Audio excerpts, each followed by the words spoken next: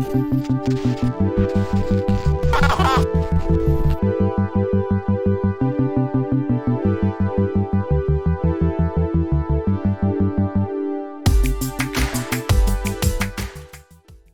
broadcast is behind, but Ovi just hit 800. Oh, he shit. He just got 800 tonight. Changing here. McDavid, beautiful move. Front back the ball, over to Crosby. He scores! Crosby, 500! Watch this play between the legs, comes right back to him. But man, oh man, has his kid got some hands. In the net, it looks like he's going for the old Michigan. He brings it up. Miller goes to knock it off. He shoots it in front. Oh, what a pass! Away, gains the zone around Kubalik. Back to Foligno. He scores! A lot of mustard on it. Ovechkin score! The Grade 8 Express pulls into third place all time.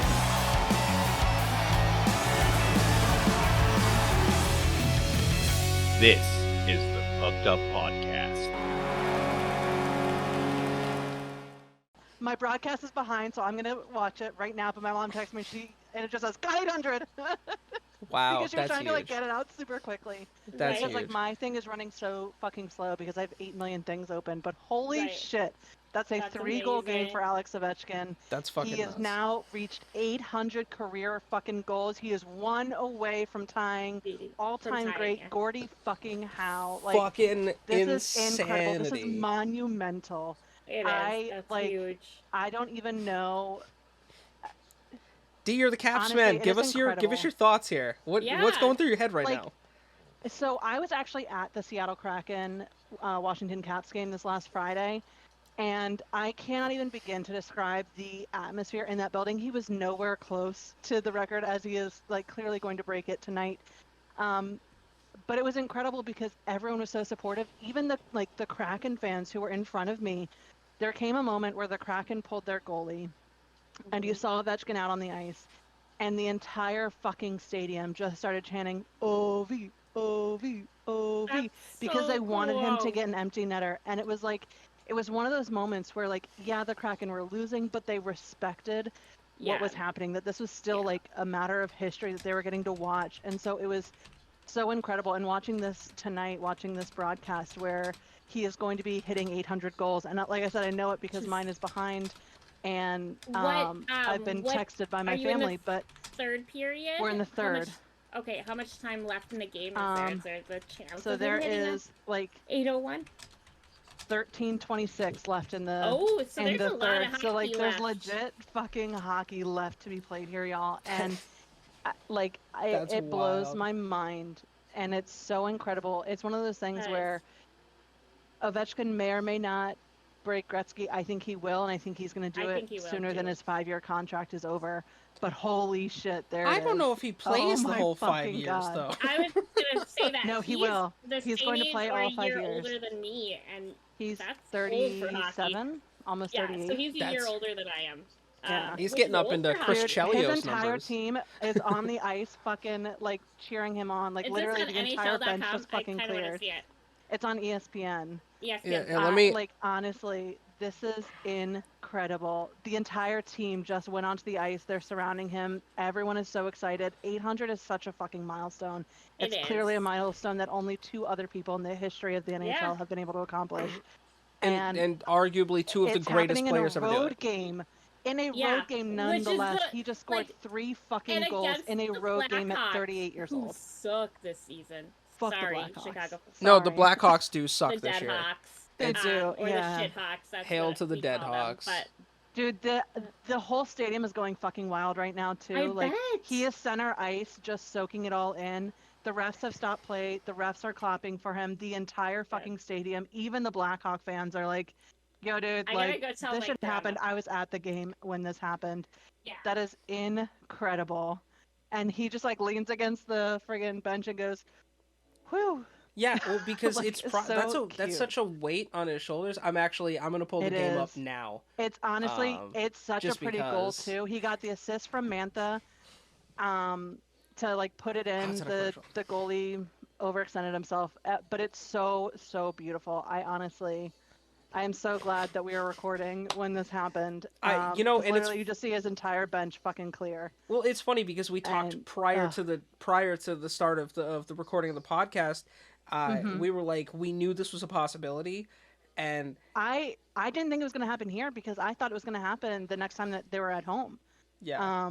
But to have it happen, to have him, break 800 on a road game with 3 goals in one game is, I mean, that just tells you the level of talent. It's also incredibly funny because he now is 6th place for most hat tricks in NHL history with 29 hat tricks. That's wild. Of course, the great Gretzky with 50 fucking hat tricks, which is, no one's going to touch that fucking number. I can't ever imagine it. Off a rebound. Yeah, okay. They just actually showed a picture with Gordy and Ovi together. Yeah. It is incredible. Carlson nearly just took him out after in his celebration. Like, nearly injured. Number 8. This is, honestly, I am so thrilled. I'm so thrilled that I get to, like, watch this with you guys, too. Like, while we're, all 3 of us are in a call. For this to have been the history that happens while we're recording this is super special for me. I mean, this is a huge day. Yeah. And even my grandma, I was just telling her, Chelios is announcing right now, too. Speaking of players who played till they were fucking 85. Right. Yeah. Chelios and Modano played in Modano his played 50s? Modano played late into his 40s. Timu Solani played at a high level. Modano? Modano. Oh, it depends on who you hear say it. No, but he played for the North Stars. It's Modano. But he played that long. Timu Solani played at a high level and well into his 40s. Right. Like. But no, so I was telling Grandma about how they're in Chicago of all places, and she kind of laughed at it. Dee said that everybody was on their feet and clapping and stuff. She's like, well, if you're a fan of hockey, you understand the significance of. I'm intrigued to see if he'll break the shift record if they just let him play, or if they'll pull him off to try to get him so he can break it at home. Also, he's got a hat trick tonight. Also, he has a hat trick tonight. Awesome. So the Blackhawks even put up a little slide on the Jumbo to honor his 800th, which is a classy move by the Blackhawks organization. I will refrain from calling them the Shithawks for 24 hours. For 24 hours. Tomorrow, we honestly, play them soon, too, so. They had to have that graphic prepped and ready to go for the possibility that he did this tonight, which again, who would have thought that would happen tonight? So I want to let you guys in on a behind the scenes on broadcasts. They 100% put that together at some point during this game. They'll probably have to get the second one. They're like, all right. During the game, they 100% stuff like that. They don't actually have. Fun fact: they don't actually have a lot of that stuff prepared. They actually will put that stuff together during a broadcast. Yeah. Because they literally have someone paid to do that. That's their job is to make graphics. I trained in that stuff. So, but fun fact. Honestly, so crazy.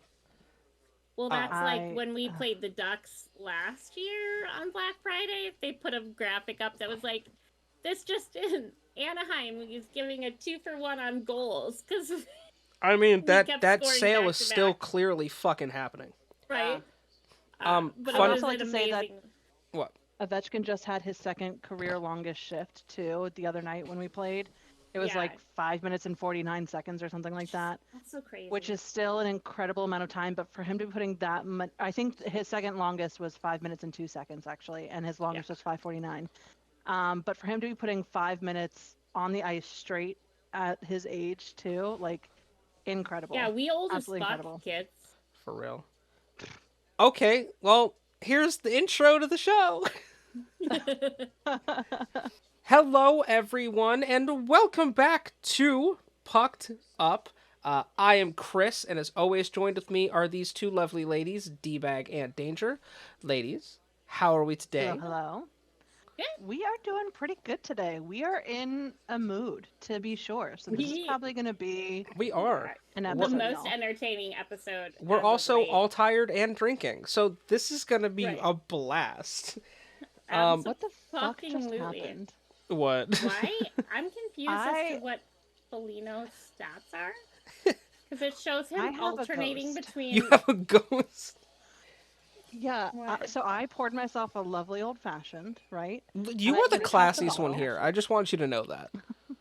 I'm drinking a tall boy fucking out of a can. And... Yeah.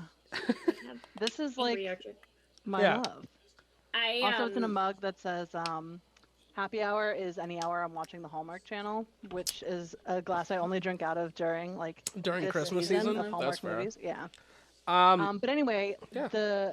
I had finished the bottle and I put it on the counter and I put the cork back in the top and it just shot itself off and like halfway across my kitchen. That's rude, dude. Like, honestly, as long as your ghost is a hockey fan, right? He was like, "Fuck yeah, let's." Club's going up on a Tuesday. Fucking club going up. Right. On Tuesday. That's exactly what's happening. So, the ghost has co-signed our weird and wild mood here today. Fuck yeah. It's not so weird. buckle in. It's not weird. It's wild. It's wild. Yeah. Bit of fucking both. It is fucking both. I hope everyone had a great past week. I wish I could say the same about my team. Also, I'm totally not rocking Duck stuff. I have a bunch of different hockey hats, so I figured I would rep a different NHL team. Shout out to the Sabres, who tonight just won 6-0. Yeah, which is insane. And to now I can't remember his name. Anyway, we'll talk about him a little bit. Yeah. Oh yeah, I know who you're talking about. We will discuss. Say Tanner, and his name is not Tanner. It's definitely not Tanner. But because we're 100% gonna get to him multiple times tonight. Yeah. But it was an insane week. But as far as like the week goes for the Wild too. I was gonna say, speaking of, do you want to talk about what happened to the Wild's trainer? I do, and then we have a couple of records that our own team surpassed this week. But our head trainer, who is also a massage therapist, so this hit a little close to home, as that's what I also do for a living. He in Edmonton got just clocked. I believe it was his right eye. But Edmonton really stepped it up. They got him to the hospital right away, transported him from the hospital back to his hotel, brought him food, and then offered him their charter plane to get him back to Minnesota to see his own doctors and stuff. And then as of yesterday, when we played Edmonton again, because we've played them now 3 times in the last 2 weeks. Yeah. That's fucking wild. Honestly, how does that literally happen? Ironically, it was an interesting scheduling decision, but their head coach or head trainer, one of the two, I can't remember which, texted him to see how he was doing as of yesterday morning. So just high class shown by Edmonton. Absolutely. we love to hate you because you are one of the Wild's bigger rivalries. But just definitely appreciate that. But and my grandma and I were talking about it and just going, NHL players and just the teams in general, kind of a little bit more than some other professional sports. It's like they realize that we're here because we love the sport, and really take care of each other when it matters. Well, and the biggest thing is there's mutual respect between all the teams, right? And the Edmonton Oilers have been the epitome of class in the NHL for the last 35 years. Like, minus some of the stuff Evander Kane has done. But we all excuse the Oilers of Evander Kane's bullshittery. Right. But overall, that's it's just super classy move. Oh yeah, by the whole organization. Oh yeah. And we definitely appreciate it. The one picture of him flying home, he does have an eye patch on. What a legend! We don't know how long he'll be out of commission. Yeah. But scary those regardless. Are hard to come back from too. Like eyes are one of those things where when you start fucking with the eyes, like there's no telling. It's not like he had a helmet on because he was behind the bench. He's a trainer. No. Yeah. So he was, behind the bench, and in that game there was like 3 or 4 different times where the pucks went into one of the 2 benches. Yeah, that's crazy. And which was just weird. I haven't seen that happen in a while. Yeah, it's not something that happens very often. I know, it's such a freak thing. So many times in one. Absolutely. Especially with our 2 teams. I mean, we've had it happen a lot when we play the Oilers. So it's just one of those where it happened, But super scary. Super glad that they stepped up. Really impressed with them. And like for a trainer to even get hit, like anyone to get hit on the bench, like pucks do go into the you know the bench, but it really is, it's a freak thing for that to even happen. Right, and for it to actually hit somebody that hard is big. I mean, I kind of like teasingly noticed because in that game Fleury was on the bench because Gus was playing. And Fleury like had his glove on the entire time, well, almost the entire time that they showed him on the bench. His glove was on his hand, so apparently not in that second that it hit the trainer. Yeah, right. I don't know. Like, I'm not blaming Fleury. I'm trying to joke. It's Fleury's fault. God damn it! Well. Absolutely. No, not at all. Not at all. But yeah, it's just not something that you necessarily expect. You don't see it a lot. Yeah, it happens. But it's scary. Yeah. And speaking of. I was gonna say, and speaking of crazy, like, rare things, when was the last time you guys heard about a 2-minute minor penalty for playing with a broken stick? Yeah, I know. There was like 3 of those this week. It happened twice in one game. Twice in one game. Twice in one game. Yeah. It was got one of them. Yeah, it was wild. To answer your question, I can't remember because I don't know that I literally have no memory as a penalty.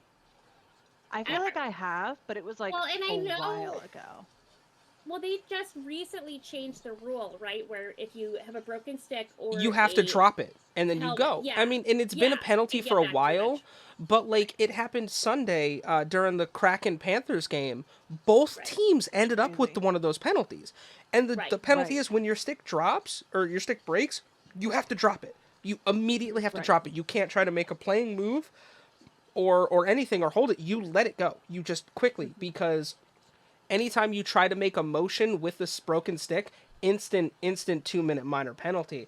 But it happened twice in one game. I haven't seen that penalty in years. I would break my stick and like look down and be like, did that really just fucking happen? And of course that's when you get called for it, because you know what I mean, it's not an immediate drop. Right. But like that's such a natural instinct to be like, to like not immediately drop it, but to, like, it takes a minute to think, and you're just like, oh fuck, and you gotta let it go. I'm like, wow, because that's the exact look that I think it was Jared McCann on the Kraken had when he broke his stick, and he looked at it, and he like was like, his instinct was to grab, like, try to go for the puck.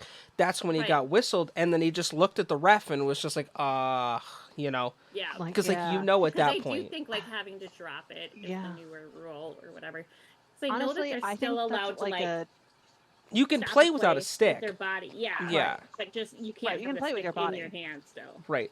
I just think that that's one of those ticky-tacky calls where it's like, are you really calling that right now? It's a You're safety never gonna thing. See that called in the playoff. Yeah. If you see it called in the playoff, like something has gone wrong, because refs aren't supposed to be paying attention to that kind of shit in playoff games. Right. Yeah. But and it's a safety thing. I get it. It is a safety thing. It's a broken piece of wood that's very stabby. I totally understand. It is very stabby. But I think that there's like a difference. There should be some leniency if the guy just literally looks down and is like, what the fuck? Yeah. Like, that's one thing. If he's actually trying to play the puck or play a person, I think those are demonstrably different things, and so it would be easy for a ref to distinguish between the two. Well, and to me, I'm like, does it need to happen right then? I don't know. I don't know. Well, and that's like the playing without a helmet rule. Yeah. The funny part is like everyone, but no, here's the funny part. There's no rule against reaching down, picking your helmet up, putting it back on, and continuing to play. No one does that. They just get off of the ice. No, there is no rule. There is still no rule. The only rule is once your helmet comes off, you cannot play anymore. But there is no rule against picking it up and putting it back on. Yeah. You don't see anyone do that. Now, I don't know if there's a rule that will happen. God forbid that's a thing. You immediately go off the ice, but once you lose your helmet, you cannot resume play. Right. Which again, it's a safety thing, and I'm totally here for it. Because I think it now is that they can't play because they used to be able to just pick it up and stick it back on their heads without it. Well, you used to be able to play until the end of the the whistle. Until the whistle. Yeah, but now the rule is once your helmet comes off, you have to either skate off. You can't play anymore. But the rule doesn't say anything about picking your helmet up, putting it back on, and continuing play. You know. But I think that the expectation is that they don't do that because they want it strapped and put on so that it's fitting correctly versus which no one does. They used to pick them up and just throw it back on their head and play without it strapped for their entire rest of their the shift. strap is so loose anyway. When they skate over to the bench, they're not strapping it on. They're literally just chucking that bad boy on there and running into the races. You know what I mean? Right. So, like, I understand not playing without a helmet. Yeah. And I wonder if maybe it's just because, like, to observe the rule more fully, they're getting away from where the puck is being played. Presumably, if you lose your helmet, it's near where action is happening, and so they want you to get away from it and resume, putting on gear and stuff like that. Right. So maybe that's the mentality behind it, why people just don't bend down and pick it up, because in doing that, you're probably going to get whistled like McCann did when you looked down at his stick. Or you get cleaned out unintentionally. Right. There's that old adage in hockey, keep your head up, God forbid, or, if the play is still going, you reach down and grab it and you just take one to the head, or like you just get like a accidental elbow to the face, Right. That's fair, but yeah, that one for sure has like gone into my brain, and I'm like, why is no one just picking the helmet back up and putting it on? Right. I did too just want to talk about, because for the Wild we did have a couple of excuse me, breathe, dog. Well, it says the flaky crust from the puff pastry. Oh yeah, it'll get you every time. Oh yeah. Right. Oh yeah. But Jared Spurgeon, who is our captain on the Wild, did hit 800 games played, I think is what that is, and then 101 goals now, which is cool. Marcus Foligno also hit 700 games played. He's now at a 701. Which is cool. But Philip Gustafson against, who we play? Was it Toronto?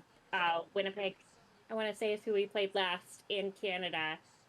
He got his first ever NHL shutout, which is that's awesome. Big. Yeah, that's a good accomplishment.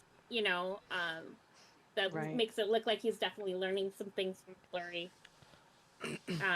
And then we brought up Samuel Walker from the Iowa Wild, and he's been kicking ass, man. He's been doing real good since he came back up. So, or not back, but since he came up the first time, and he's a Minnesota kid. So, it's kind of always fun to see a kid from Minnesota end up on the hometown team. It is nice. I always love those moments. A couple of big moments for our team, which was always exciting, Also, shout out to Red Wings forward David Perron for hitting 1,000 career games played. He's a good player. He's had his fair share of different places he's played. He played former Duck.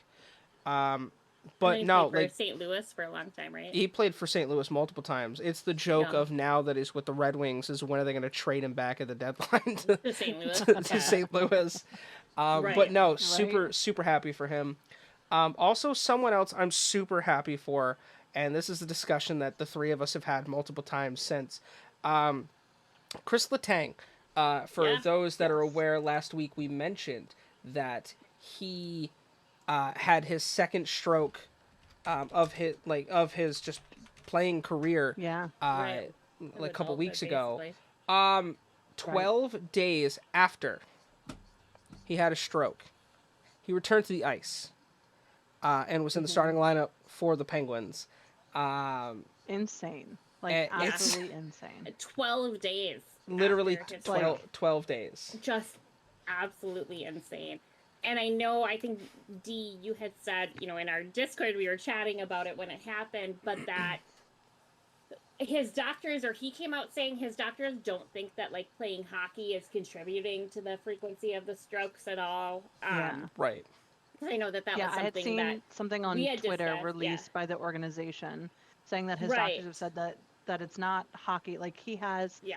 And this is actually super common. A lot of people are born with holes in their hearts. Yeah. And for most people, it closes up not long after they pass into toddlerhood. Really, I mean, it closes up rather quickly. Right. For some people, it never goes away though, and so that little hole in your heart, it doesn't matter what you're doing. It's gonna do its own thing. Heart shouldn't have holes in them other than the ones that come built in. You know what I mean? Naturally, yeah. Yeah, Like for the real. stock. holes that it Your, has. your stock It hearts. doesn't need Yeah, extra. your stock heart holes. Yeah, exactly. Your stock heart holes. And it's So interesting the fact that it he's- has the extra is what's causing this, Yeah. and it's not necessarily that sports are like exacerbating it. Because he's Right. very healthy. You know, he's taking care of his body. He's Yeah. doing things Yeah. the right way. It's just an Right. unfortunate thing that he was born with. And like Right. he So- played And at that point, 22 it's his minutes choice to- in his first game back. which He is played 22 minutes. Amazing. Fucking sane. He played And the 27 next- minutes yesterday. Right. And so when Chris and you two said, like, not a whole lot has happened, we already had the longest shift At that point. recorded Jack in Hughes, NHL history. 6 minutes Yeah, in one Jack Hughes. shift. 6 minutes and 2 seconds is fucking insane. It's the It was longest shift in the NHL history. incredible. Yeah. Yeah. Absolutely insane. So, congratulations. I don't know what to say to that. I know. Go, You're like, single-handedly sit down and like have the have a reason your little, team's like, so break, good. man. Dude, Right. Jack yeah. Hughes, I mean, he is fucking killing it this season, which I'm happy for him. I Yeah. always saw him, like last year, as someone who wasn't getting enough attention. Yeah. And it seems like this year he's really stepped into his own. And that's Yeah. largely, again, due to the great moves that the Devils organization has made to sort of build the Yeah. team. They're in a rebuild phase, and they're They so are, successful and right now And it's working because for of it's them. going well.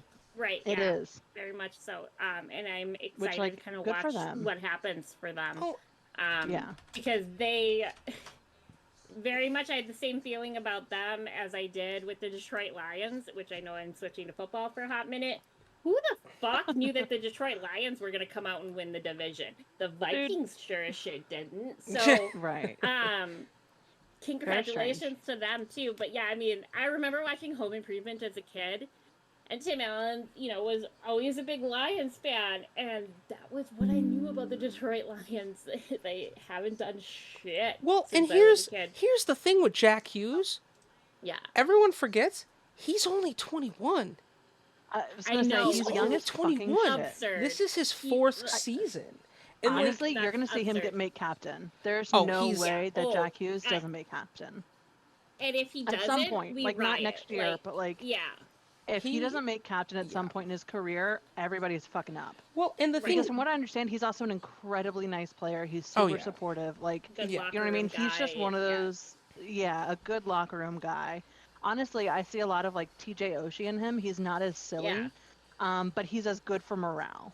right. You know what I mean? Like, he has a positive outlook on life, generally Right. speaking, Well, it seems and you like. need somebody that's really gonna good for the pump locker team room. up. Right, Yeah. and what's cool Yeah, is his exactly. youngest brother was drafted by the Devils in this past this past draft or the previous one. He's currently playing he's playing out his college hockey career, but like Okay. I just That would be cool to see them you know in a line together. I always expected something great from Jack. Yeah. Like you saw flashes of it, like his first like and his past 3 seasons. Yeah. He was just a slow burner. He It Well, and just he also Right. came in at a really fucking tough time, like to for come in and have for one a of your terrible first team. seasons. Yeah, they For a terrible team, but to come in and have one of your first seasons be a shortened season due to due to the panorama that happened. the panorama. The yeah, paninis Yeah. that were The dropping yeah. The from the sky, panini, yeah. exactly. But, So, like, yeah. that's a you're really hard time to get your skates under yeah, you. yeah. Yeah, You know what I mean? absolutely. And, like, So he's absolutely. come through that, and we're now back into our second full-length season where we're like things have opened up. You now have full stadiums like available right. and things Yeah. like that. There's no audience limits anymore.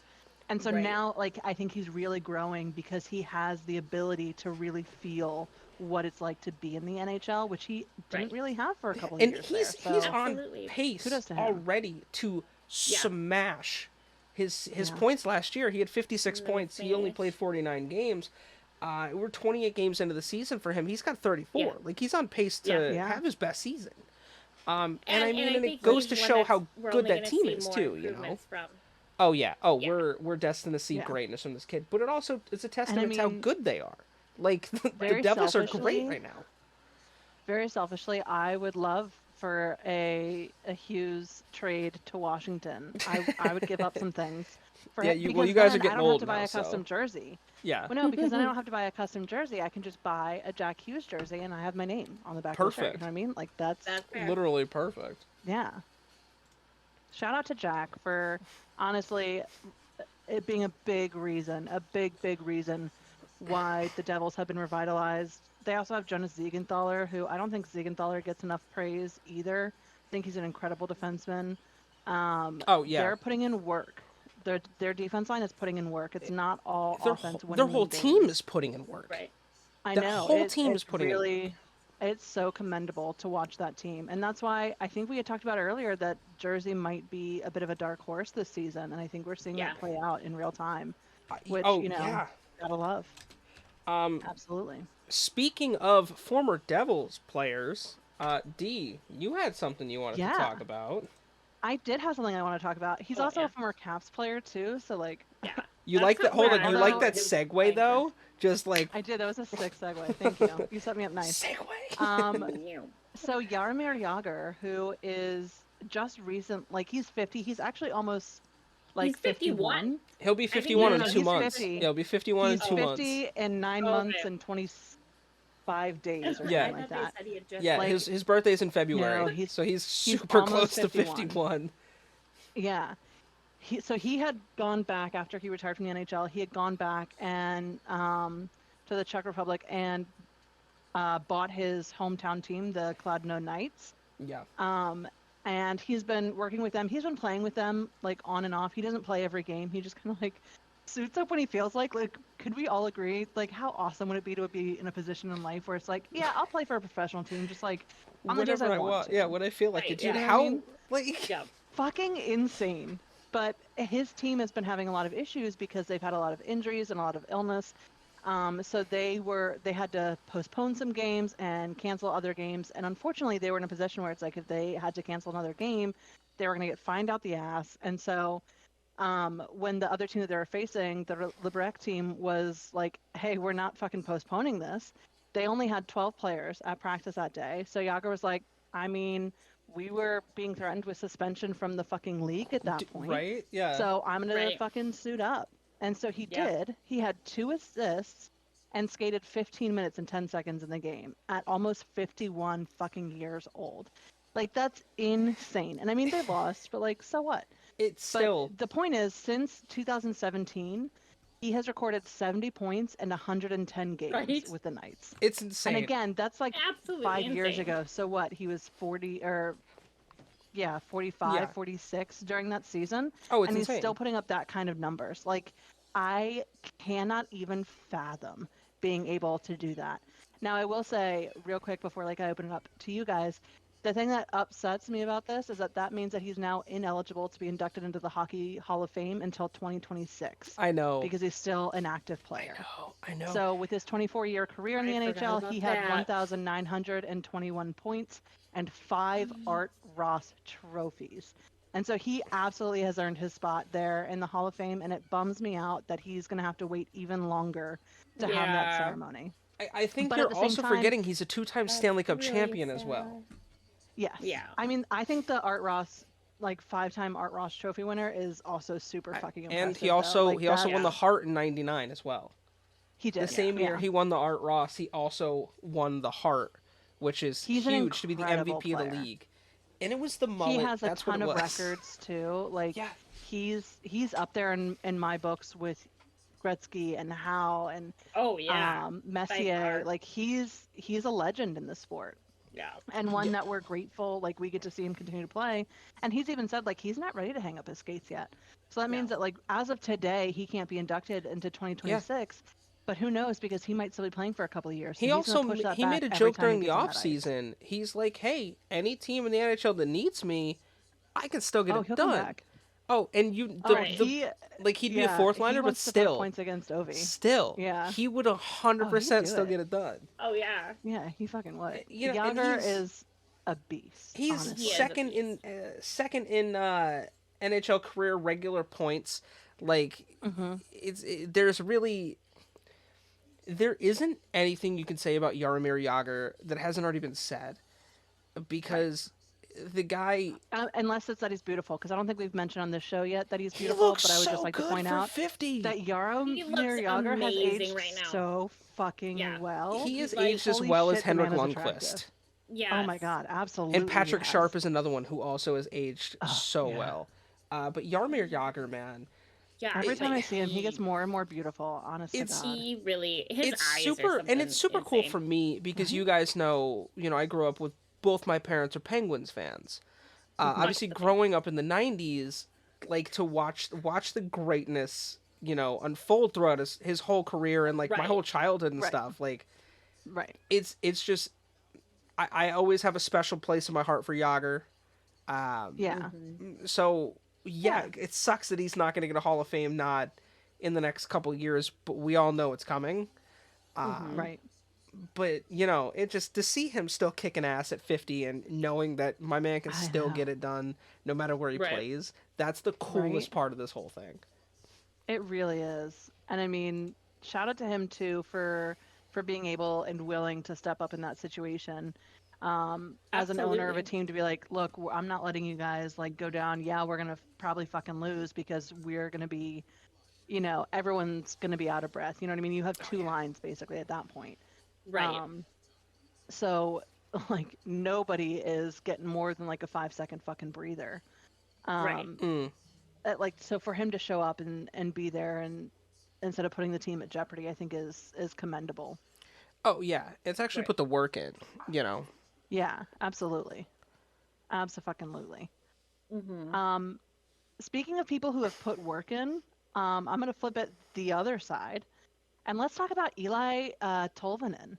Because I was shocked when I saw that the Preds put him on fucking waivers. Yeah, I don't like, get that what move. The hell? I don't either. Understand it personally. Because just to give some facts and figures here, he was selected 30 overall in 2017. When he was a prospect, he had scored 19 goals and 36 points over 49 games in the KHL as an 18-year-old kid. And his first full season here in the AHL, it was 15 goals and 35 points against 58 games.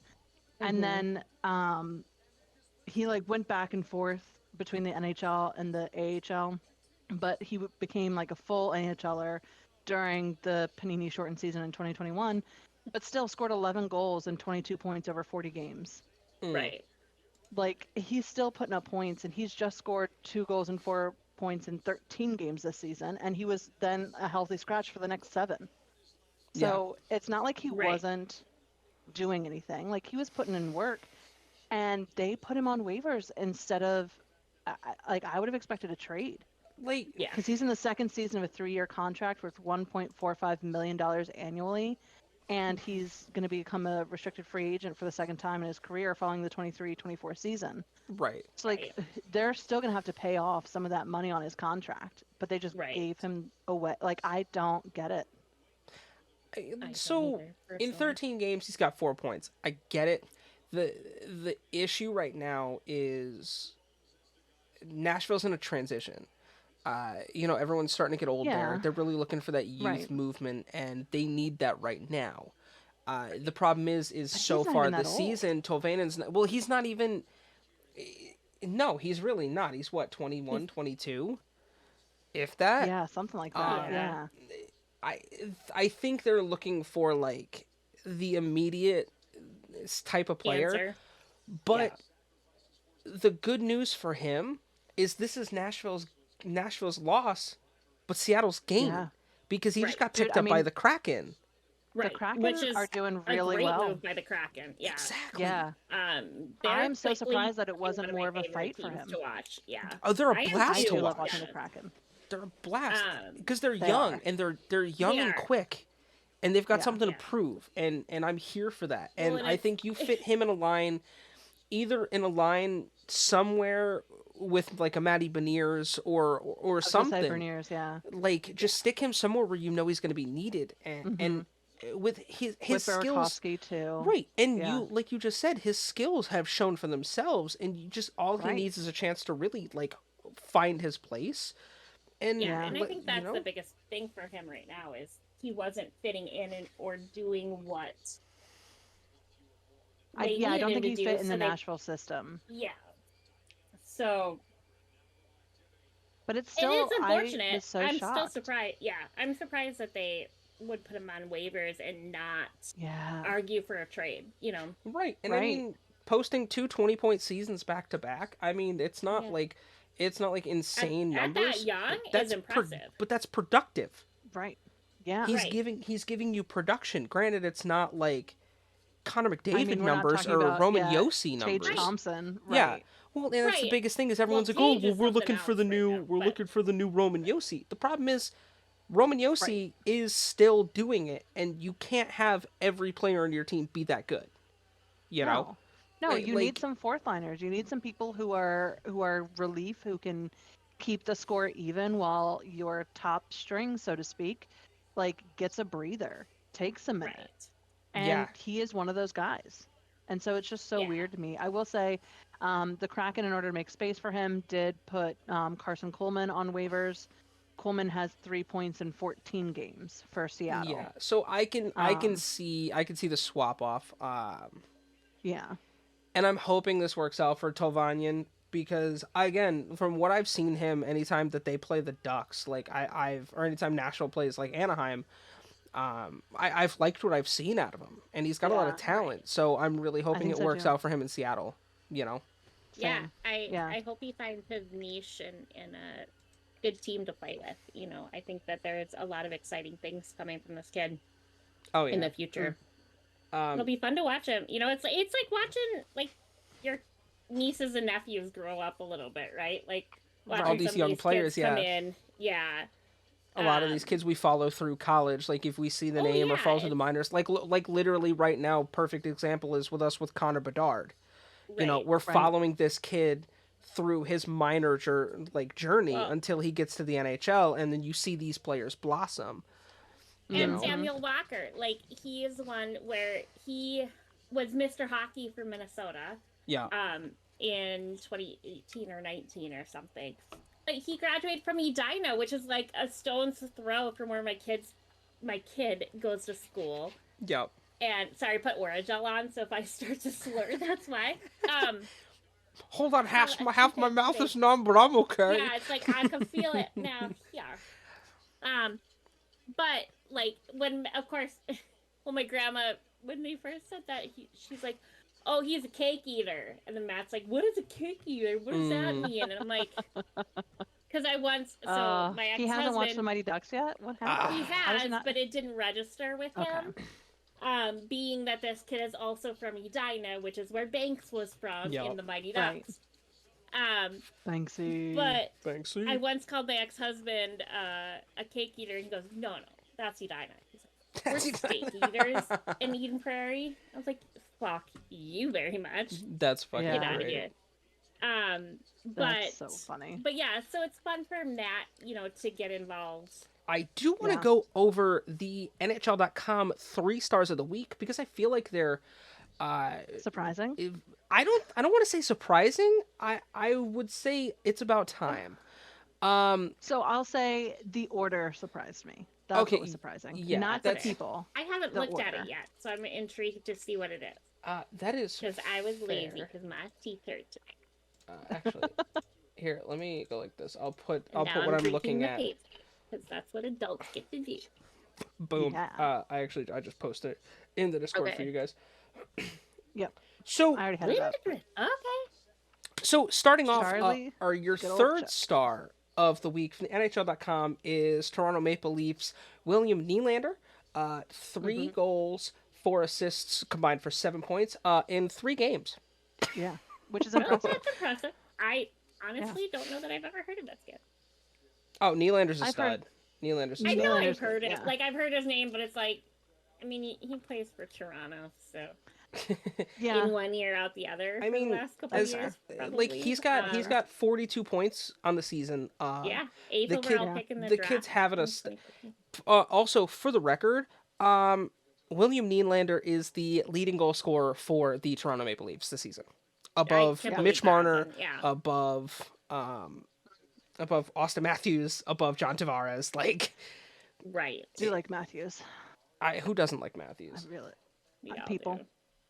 morons. A lot of people don't. Morons don't like. Yeah, I don't trust people that don't we like only Austin talk Matthews. about their intellect, Nickelback, but yeah. Yeah, I don't like people who don't like Nickelback either. But that's a whole nother conversation. I do have a soft spot from Nickelback, but that's a different podcast for another time. That's a whole nother podcast. Is, but it can be equal. Like if you don't like Austin Matthews, it's one of those where Austin's beast. Austin. You don't have to like him, but you have to at least respect the talent, him. right? Yeah. Like, yep, same. And some people still do. He's still. You know who else? You fucking hate him because he's so damn good and he doesn't play for your team. He had 60 goals last season. Are you fucking kidding me? He's insane. Yeah. He's fucking kidding me? Fucking insane. But yeah, good for Nylander for outproducing Matthews so far this season. Right? Who knows what the rest of the fucking a bajillion 72,000 games we have left. You know who else I have a lot of time for is our second star of the week from NHL.com. That is Buffalo Sabres player Tage Thompson. Right? Tage fucking came out of nowhere. Tage Thompson in 3 games had 5 goals and 2 assists. Yeah. Those 5 goals in one game came in one fucking game. Period. Like one game. 3 of the 5 were in the first period or One something. game. 3 of them. They won 9-0. Yeah. I had in the first fucking period. Like that was an insane game to be checking in on because obviously, I shouldn't say obviously, my team was playing at the same time, so obviously I was watching that game. Yeah. Right. But to be like flitting back and forth because I was like, holy shit, this is a history-breaking fucking thing. How far is this dude gonna go? Kid's a and monster. I mean, he stopped at 5, unfortunately. Right.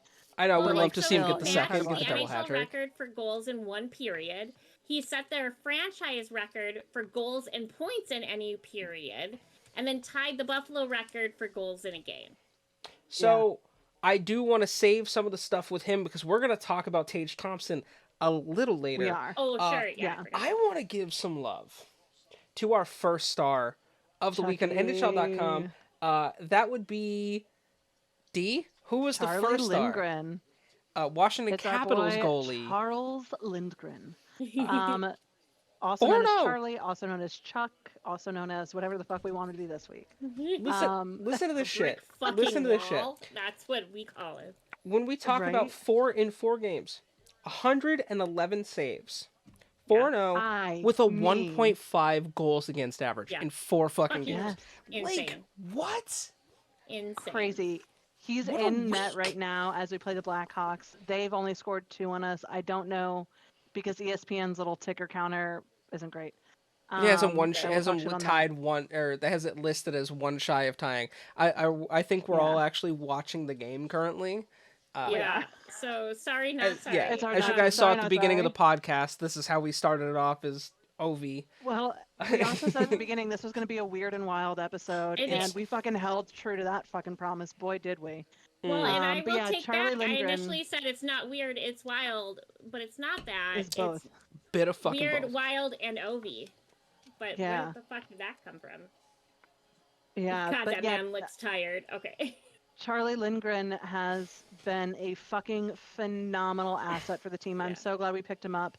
He stepped into goal as our starter because Darcy Kemper is out injured, which I know Danger mentioned last week, or maybe the week before. He got an elbow to the head, is in concussion protocol. Fucks me on my taking fantasy team.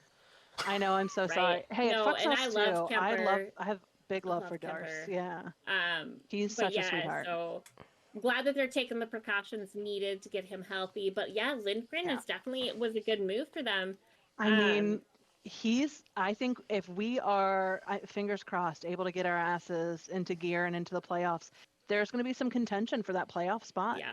Because Lindgren has proved that he can fucking hang with the best of them. But because who's your backup right now? Fucking saves. Lindgren is our second goal. Lindgren is first. Lindgren's our second. Lindgren is your second. Isn't Darcy on IR? Do they not put him on IR? No, Darcy's on IR. He's kind of been lifted though. He's eligible to play, but he's not. Yeah, they're not going to play. Which all right, so I want to give some love to the Capitals, which we talked about at the beginning of the season in the podcast. The main thing that we're lacking is stability in goal. Obviously, Samsonov was very inconsistent. And and same with Vitek. And Vitek Vanacek. He either got hurt or he just wasn't doing well. And that was a huge problem, and we literally all said in the beginning of the season, I believe our first podcast, that's the only thing that was stopping them. Absolutely. Jesus Christ. But to know that your backup goaltender is this fucking consistent, right, dude, that's speaks what it's about. volumes. Yeah. And I want to put Lindgren's like past week up there with Linus Ullmark of the Boston Bruins. Yeah. Swayman went down. Their backup has Absolutely. stepped up and been a machine. He has a less than Absolutely. 2 goals against average this season. Right. Yeah. Like, I will say I love all the love for Chuck. Him and his mustache are okay by me any day of the week. yeah, he's earned it. But I really Oh, was look surprised at that Chicago's he beat out shaking Tage Ovi's for. hand and stuff. Look Yeah. at that's cool. Sorry to cut you off. I didn't mean to interrupt. Here's the big but- question. Do you guys agree with the 3-star list this week? I do. think so. I was surprised by the order. I would have put Tage first just because that Yeah. was incredible. And that might just be because I try not to be as preferential to my team as I Right. usually am. Which is fair. Yeah, I mean, I get it. fair. I get it. I think they're both. I think it would have been hard to pick the first two. You know Yeah, what I I mean? think those two are interchangeable. Nylander is obviously third, though. I think that there's a Right. big enough gap between him and either Chuck or Tage that like there's no way that Nylander would have been second, and no way he Right. would have been first. I But will those tell you two make the who most sense. next week will be on that 3-star list for the NHL.com. Mitch Ovi? Marner and Ovechkin. Oh yeah, Mitch Marner. Mitch Ovechkin. Marner Yeah. has a 23 game point streak. Which is Right. incredible. Absolutely nuts. incredible. Absolutely That absurd. kind of effort to finish is really something that you don't see that Right. often. And he's Right. doing it with goals, he's doing it with assists. Like he's being productive in all facets of the And offensive even if prowess his team which is we need. losing, he's putting up points to try and help them not. You know what I mean? Yeah. He has been a net positive, so to speak. I've been for the team, singing that's this awesome. kid's praises for years. Mitch is a stud. Mitch Marner is pretty Oh. pretty awesome. And I mean, Oh, he fuck looks yeah. like he's I really love 14. Yeah. I'm always eternally surprised by how He's like young 25. people look. He Yeah. looks Yeah. like he's 16 at best. Well, We should it's do an so hard entire to just look episode of through- like guessing people's ages Yeah, if because you guys- we You would be should. fucked. TJ We Oshie's should like absolutely do that. 35 and he looks like he's 21. Yeah, he looks 12. Yeah. How? But like Matt Boldy Yeah. on our team looks 12. Well, he basically is. He's like 20 or 21. No, But, he's basically Right. like 12. yeah, Yeah. In my brain, it's He was a preteen if less I'm than a old enough decade. to be your mother biologically, you're 12. That's For just real. Yeah, the way Hendrix it is. LaPierre, who Yeah. is on the Caps and is right now, they've sent him back down to Hershey, but that's an 11-year-old boy. You can't tell me no different. Donato, who used to play for the Wild, now I think he's in Boston still. That might not be right, but literally watching him on ice, I'm like, you look like you are the same age as my kid. Like legitimate, he looked 13 to me. Ovi just gave his stick away. Of course. Yeah, of course he did. To I a young like- kid on wearing a a night Caps like this, he has jersey. to. I'm like, I'm here for Yeah. it. Yeah. Love to hate Ovi. And look at him but as he walks in the. you as have he, to respect Nobody he him. just can walked hate into the locker room Well, and he's getting sprayed with beer and so- everything. Oh, yeah. For the way that they portrayed him in a lot of his early career, I hated Ovi. Like, because he was a big fucking dude. Not somebody you want to, like, cross paths with. Oh. He's a technical, like, player, scores a lot of goals, but can also knock your fucking lights out if needed. Oh yeah. So growing up, he's the same fucking age as me. But watching his career Yeah. in the last damn near 20 years, because he was, 05 that he got drafted? yeah. A 4 or 5. Oh my god, that was 17 I- years. So I he's know- 3 years away from 20. Like, that's Crazy. fucking insane to watch And like him. the comparison progress. between him and Crosby has happened their entire careers. And like, listen, It has. I But think I Whether- would rather when you're- watch when you're- Ovi every when day you're of a the week and Penguins twice on fan, Sundays than watch you Crosby. hate the Caps and you hate Ovi. When you're a Caps fan, you hate Crosby and you hate the Penguins. But like No, the thing I think is everybody but I think it's an Penguins fans hate unfair. I don't hate the Penguins, but like I think it's an That's okay. unfair comparison because they're two It is. different types of They're players. totally different. And especially when Crosby first came into the league, he didn't stand up for himself nearly as much as he does now. Oh yeah. And he was kind of this nerdy kid that he was regarded as the pretty boy that played hockey. Right. Which Sidney Crosby is a pretty boy. Like there's you can't mince words about that. He is an attractive guy, and he is one of those people who, he's the reason why you need an enforcer on a team, because people are going to go after him. He's the star talent, and he always needed someone to be there to fend for him. Except for the past couple years, he's really stood up for himself. I'm talking about overall, yeah. At the beginning of his career, he needed someone to stand up for him, and it's interesting because the Capitals organization brought someone on to do that for Ovi, and he looked at him and was like, "I don't really need you, but like, if you want to be here, that's cool." And it wasn't like an arrogant thing. He was just like, I don't mind taking care of myself. This is how I was, raised, kind of a situation. He's not a guy that gets hurt a lot when he fights either. Well, he doesn't get hurt a lot in general. Right. No. But Crosby back in the day, in particular, before he had some of the meat on his bones that he has now and the experience, one bad fight would put him out for a month and a half. Well, the biggest issue was Crosby's had issues with head injuries. Right. And that's been the biggest catalyst. And I am grateful that the Penguins organization has always taken that seriously and held Crosby off ice for as long as needed to. He missed almost a year and a half. Entire season. He missed he had a concussion. He suffered a concussion. And then it was the Winter Classic against the Capitals, where he took, it's one of those debatable, unnecessary and dirty elbows, but he took a blind elbow, and then I want to say a week and a half later, he took another nasty hit to the head. He missed a year and a half of hockey. Where the thing is with Ovechkin, correct me if I'm wrong, Dee, but relatively been healthy his whole career. He's missed very few games. Drinks, I'm sure. Yeah, I'm sure. Well, I'm sure he's probably played through a lot of shit. With Backy that he has. Oh, no, he plays through a lot of injuries. Backy at his house, where Ovi's wife is like, "Why is Backy always at the house for breakfast?" That commercial was so good.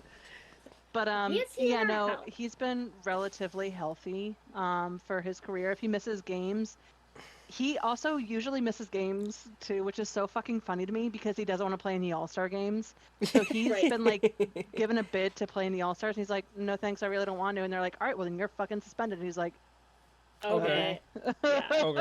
Which just makes me laugh. But I have to say too, I just realized Backstrom and Wilson are both still out injured, but they are currently traveling and practicing with the team in non-contact jerseys.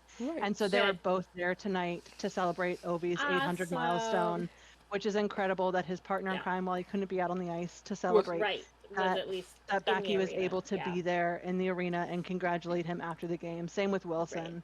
I think that's really incredible that the team was having them. I don't think they were doing it because of the record breaking. I think it was because they're in an effort to get back into healthy and get the players meshing as they readjust the roster due to those changes. But it just happened to line up, and so I'm super grateful that happened as well. That's awesome. Guys, I promise you, this whole episode will not be about Ovechkin. Well, Dee, and literally, you're talking about the injuries for Washington. Danger. This is right up. This is a good segue to move to injuries and suspensions.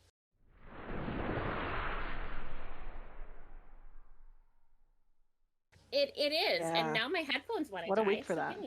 Headphones. The timing. This is, again, we weren't joking. Wild and wacky episode, guys. Yeah, absolutely. I just got. This is the only way this show is going to go. Yeah, it's only going to get crazier. Yeah. And to be fair, there's tons of crazy shit that we're cutting, so. Yeah, and it's literally midnight, our time, like D and I. It's our time, it's fucking midnight on a Tuesday. I have work tomorrow. I'm still drinking. I have work tomorrow. Wednesday will be killer. As you guys saw, like in like before segments, I broke out the good shit. 'Cause shout out to for Ovi, gotta celebrate, break out the good beer. Hell yeah. Absolutely. I think she's... Are your headphones good now? Yeah, are you good? Now, yeah, they finally connected. Okay. Great. I had like a burp sitting right here. Oh, it's a fucking mood. Dude, me always. Yes, talking about the injuries, we can then go in. The Caps, it might be tomorrow before we get to where the Caps are on this list. No. But it's a very long list as of late. We do first have John Gibson, who we kind of alluded to before the stream. So y'all haven't heard that it yet. happened tonight briefly. I'll break it down briefly. In the middle of the first period, something happened. He was in discomfort. Played through about halfway through the second period. They pulled him for our backup or our backup. Because we're also without Anthony Stolars, right. Which, spoiler alert, here in a second. But yeah, Gibson going out tonight. Gibby didn't come back, so so hopefully it just remains as an undefined ailment.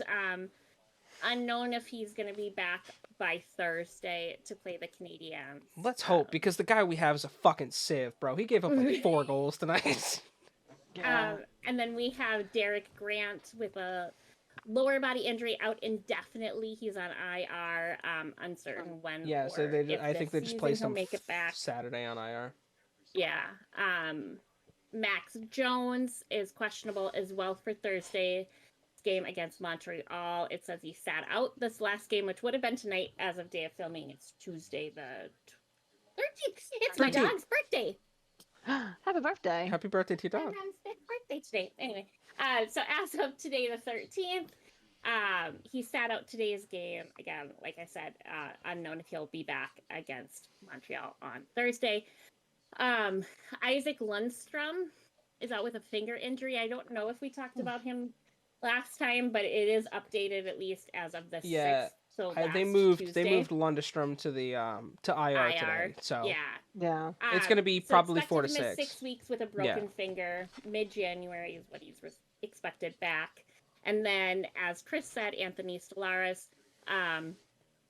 sat out the last 2 games with a lower body injury, and unknown if he'll come back against Montreal on Thursday. I hope so. Sounds like you need it. Yeah, we do, because Don Stahl's not that great. He's given up 8 goals in 2 games.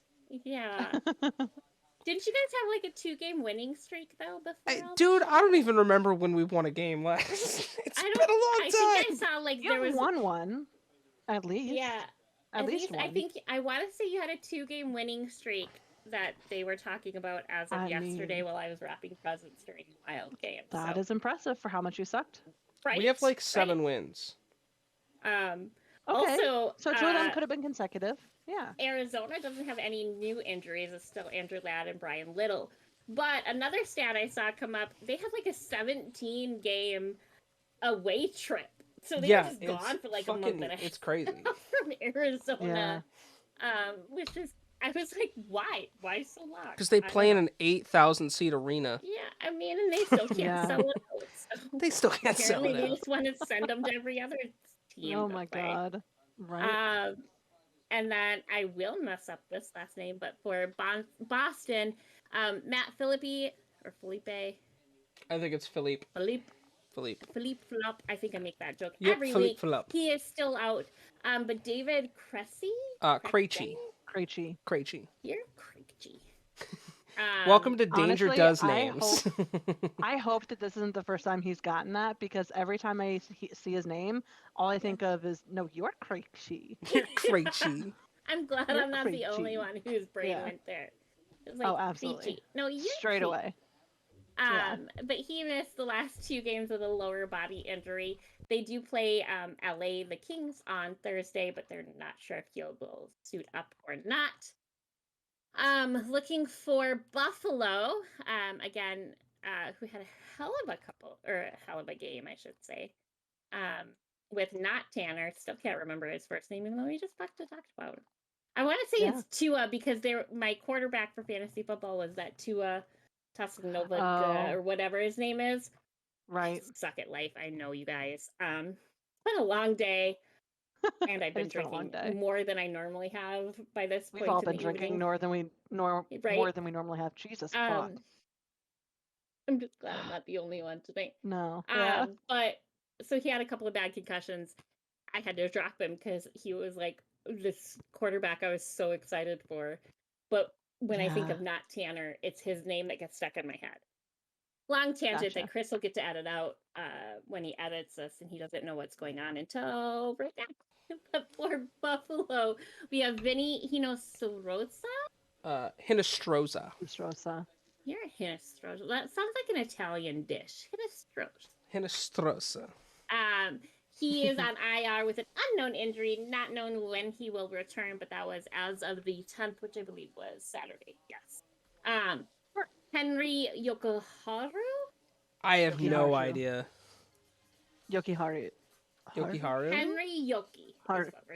Henry. Yokiharu. You know who you are. Henry J. What if it's not Henry and it's Henri because it's French? I don't know. Oh, don't even. I think there would need to be the doohickey above the E. Fuck it, we're calling him Hank. The accent. We're calling him Hank. Accent aigu, I think. The French people will correct me in the comments below. French people correct. I took 2 years of French. I don't remember what the name they're called. I don't think you need the accent in order for it to be Henri. Probably not, but I'm going to say Hank. It's just more fun to say, and I wanted to do it more than once. So thank you. Yeah. Henri. He is currently listed as out indefinitely on the IR with a lower body injury as well. No timetable. Ilya Labushkin. Such a great last name. That's such a great name. Ilya Labushkin. Also like Ilya as well as a name. Ilya Labushkin. It is. It's a name that's really fun to say and have roll off your tongue, even when it's wrong. When it's wrong. Even when it's wrong. He has been on the list. We've talked about him before, but this is now updated. I don't know that he just got put on IR. I think he was on IR. Maybe he was on. He was injured, and now he's. I believe it was. It's on Sunday is when it happened. They put him on the IR. So, but no, we've talked about him before. So I don't know if this. Maybe he came back and it's a new injury. I'm not quite sure. I think it's the same injury. They just officially moved him to IR. Got it. Yeah. So he's on IR with a lower body injury, but expected back late December. So that might be the update as well. And then naughty boy. Jeff Skinner, eligible Saturday. So as of Saturday, it says the following Saturday. I'm assuming is what that means. But because it's a 3-game suspension. He did get a suspension for 3 games. He did. For cross-checking, and we will talk about him a little bit later when we talk about the new fines and suspensions. Because we got boys this week.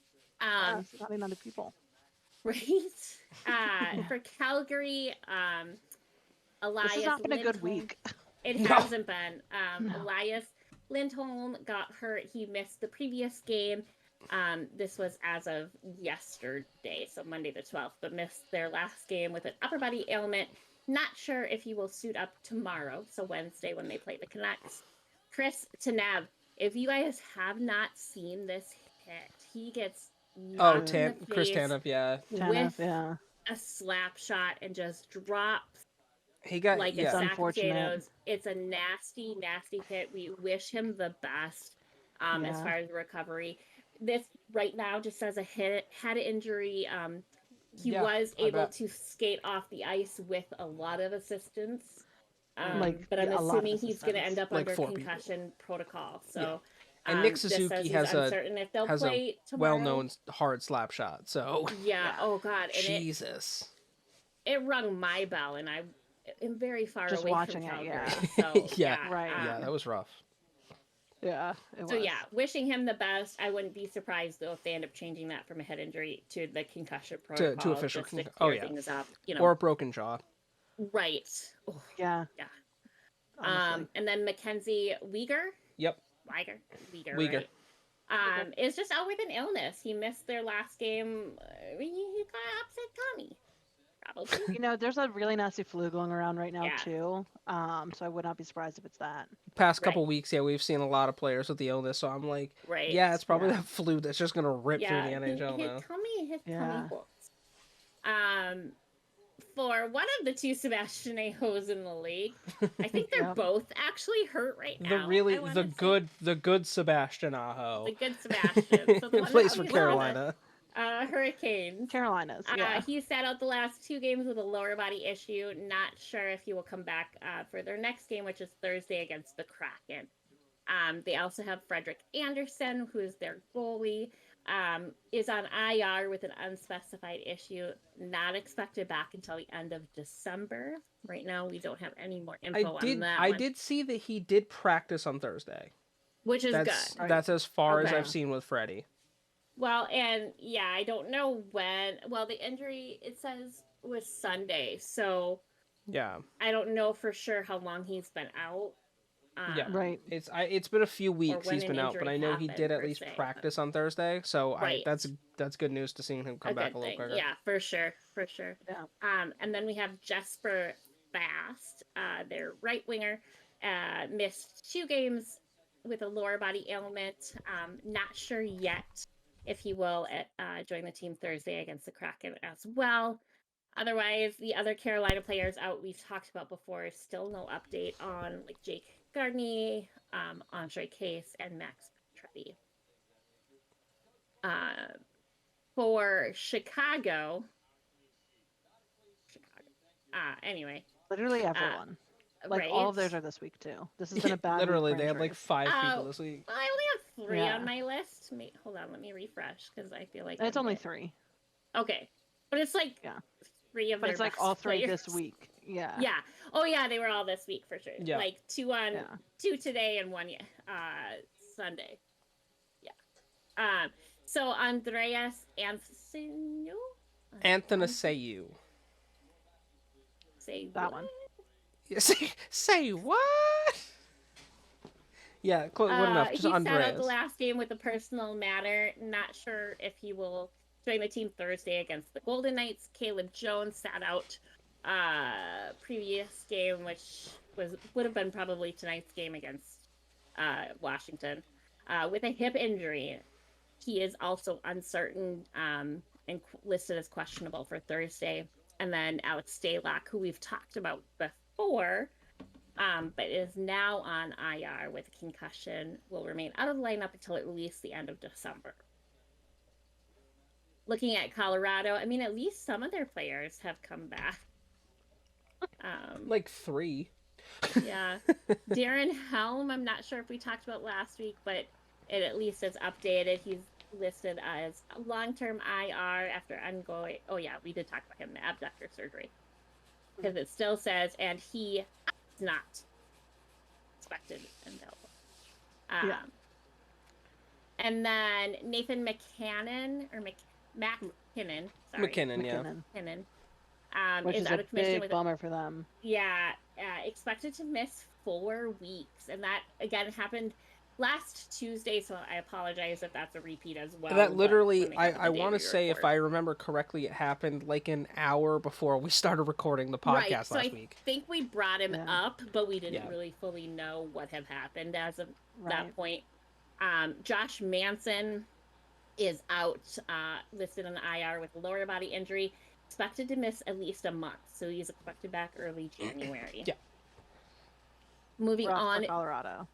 Yeah, it's rough for Colorado. It couldn't happen to a better team.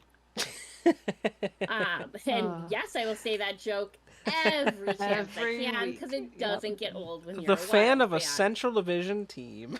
Right? And if my family in Colorado ever listened to the show, love you guys. She's like, love you, but fuck your team. Yeah. No, they know I love to shit on the Avs, because they shit on the Wild, especially when we go toe-to-toe. So, looking at Columbus, Adam Boquist, looks like we have an update on. He's on IR with a fractured foot, expected to be sidelined for 6 weeks. So I've done that. That hurts. Late December is what they're saying now, as of Sunday. Jonas Corpusalo. He is also on IR with a lower body injury, expected to miss at least a week. So again, late December.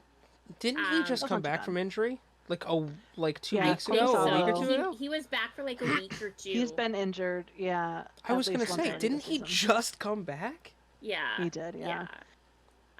Yeah, I want to say it's like maybe 2 weeks. That's rough. That he hasn't That's been rough. on our Yeah, list, Corpusalo, so. man, they can't afford to keep losing And him. Corpusalo is good for Yeah. Right. Well, they've lost Werenski. Voracek's probably not going to play the rest of the year. Yeah, Voracek's out for the season. Danforth isn't going to play until next year. So, we talked about him before. You've lost a good amount of your teams. You can't afford to keep losing players like Corpusalo, you know? Yeah. Right. Absolutely. Dallas has nobody new hurt, so keep doing what you're doing. For them. Yeah. Or not. Staying healthy. That's important. Right. I think we brought him up last time, but just in case, Tyler Bertuzzi for Detroit is out on IR, expected to miss at least 6 weeks with hand surgery. Yeah. That was updated the day before we recorded last week, so I'm sure we talked about it, but just Robert Tage. What a great last name. Your last name's Hag. Hag. It makes it really fun whenever it sounds like it's 2 A's and it's not. You know what yeah. I mean? Oh yeah, for real. Have a great summer. Yeah. Have a great summer, Hag. Yeah. Hag. You're Hag. Yeah. I just love making Danger say Hag because she's from Minnesota. Hag. Hag. Hag. Hag. Bag. Hag. Tag. Drag. I don't know why I rolled my R there, but I did. Drag. I was like, ooh, we got a little spicy over here. Tag. It's spicy. It's not anything like you guys trying to make the New Englanders say, like, you know. Bagel? Yeah, say bagel, Chris. Bagel? Say bagel one time. Bagel? Bagel. No, you're pronouncing it super normal. Bagel? Normally, yeah, you get a little bit of that New England sort of bagel thing. I say like on, dog, off, door, yeah, on, yeah. Yeah. I say let's make the New Englander pronounce vowels. Normal, which means you're from the. It's funny that I say that though, because I'll like randomly slip into a very southern accent, and well, you're in Virginia. It's fair. Yeah. Right. I'm from Northern Virginia, so it's not. Yeah. Anyway, that's a conversation for a different podcast. Is on the IR. Undefined injury will miss an extended period of time. We don't know how long for sure. Dylan Larkin was removed from the previous game with a hand injury. I think I said had, which isn't the word. Hand injury. That's good for my fantasy team. Though, won't be able to play against the Wild Wednesday. That's not good for my fantasy team. I need Larkin to be healthy. Right? So sad. Womp womp womp womp. And then we have Oli Matata. Oli Mata. Hakuna Matata. Hakuna Matata. Oli Mata. What a wonderful phrase. Also, great name. Love the name Oli. Oli, yeah. Yeah. Like that. He sat out the last 3 games due to an illness. Not certain if he'll. Please stay home. If you've been sick for 3 straight games, please stay home. Don't get my boys sick. We love you, but we'll see you not now. We'll see you like next time. You can play against them the next time we play you guys. You can come over next week, okay? My mom says you can't come over because you've been sick. And then for Edmonton, Warren Fogle is out indefinitely on IR. Unknown injury, no timetable. Evander Kane at least has been updated. He was shifted to long-term IR list. He did have his wrist surgery. Is not expected back till early March. So, of course, it'll depend, too, on where the Oilers end up in playoff standing. But that's super good news. It sounds like his surgery was successful. So now it's the time to recover from surgery and then rehab. Going on to the Florida Panthers, we have Radko Gudas. What a great friggin' name. Radko Gudas. Yeah. And I think it is a great name. He had come back off of the injury list. And then, as of today, was moved to the IR, undergoing concussion protocol. Officials have yet to provide the exact return date, but is considered out indefinitely. Patrick Hornquist, long-term IR list as well. Yeah, with upper body injury. So I think the update there was just out indefinitely, or it had happened the day before recording. So. Spencer Knight. That's big. Yeah. Sat out 4 games. with an illness, I'm also going to say upset tummy. Upset tummy. Not sure if he'll come back when they play. Not sure if he will come back to face the Penguins on Thursday.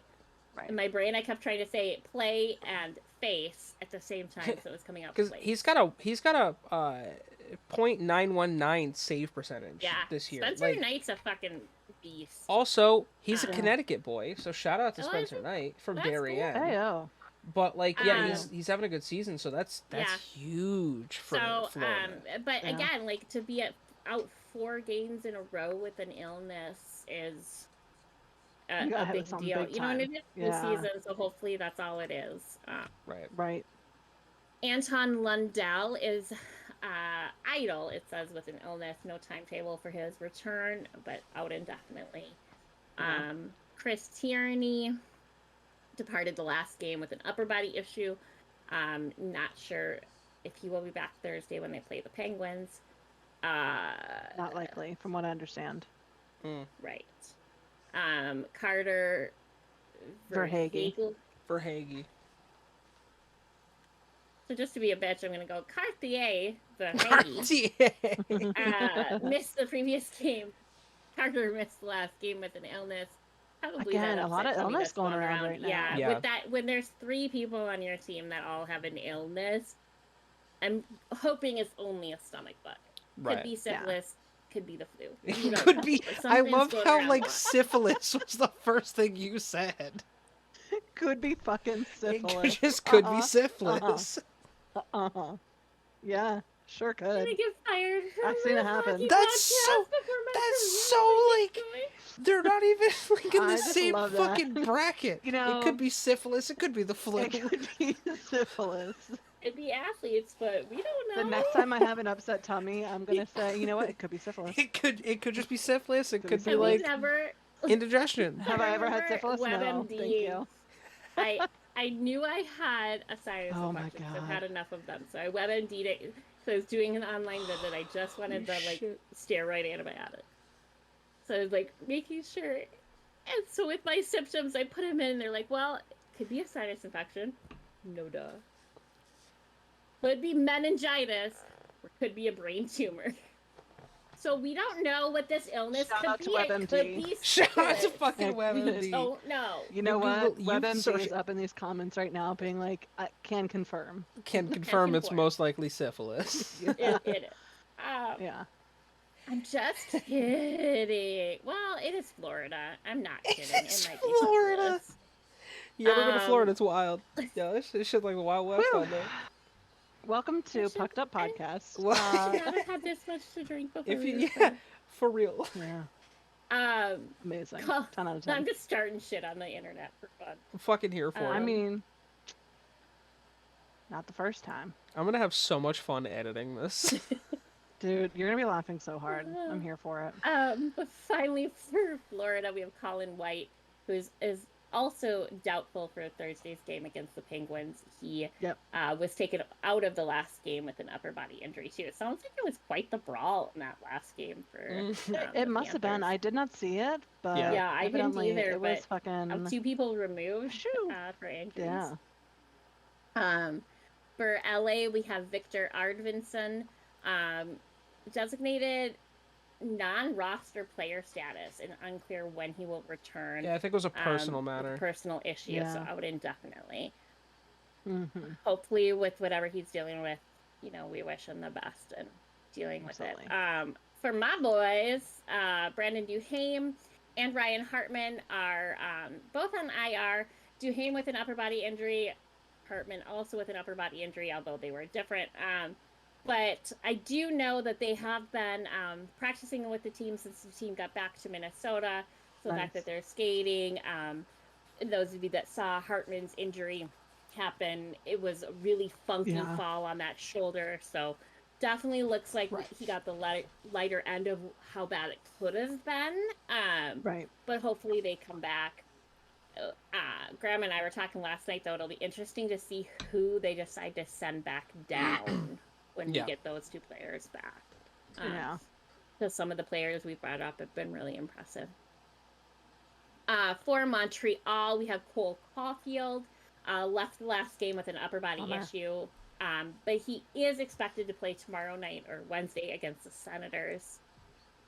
Brendan Gallagher is on IR with a lower body injury, expected to miss at least 2 weeks of action.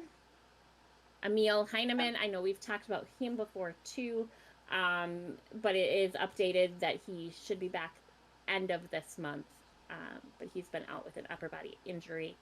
Mike Matheson missed 2 games with a lower body injury, not expected to play tomorrow, or again Wednesday against the Senators.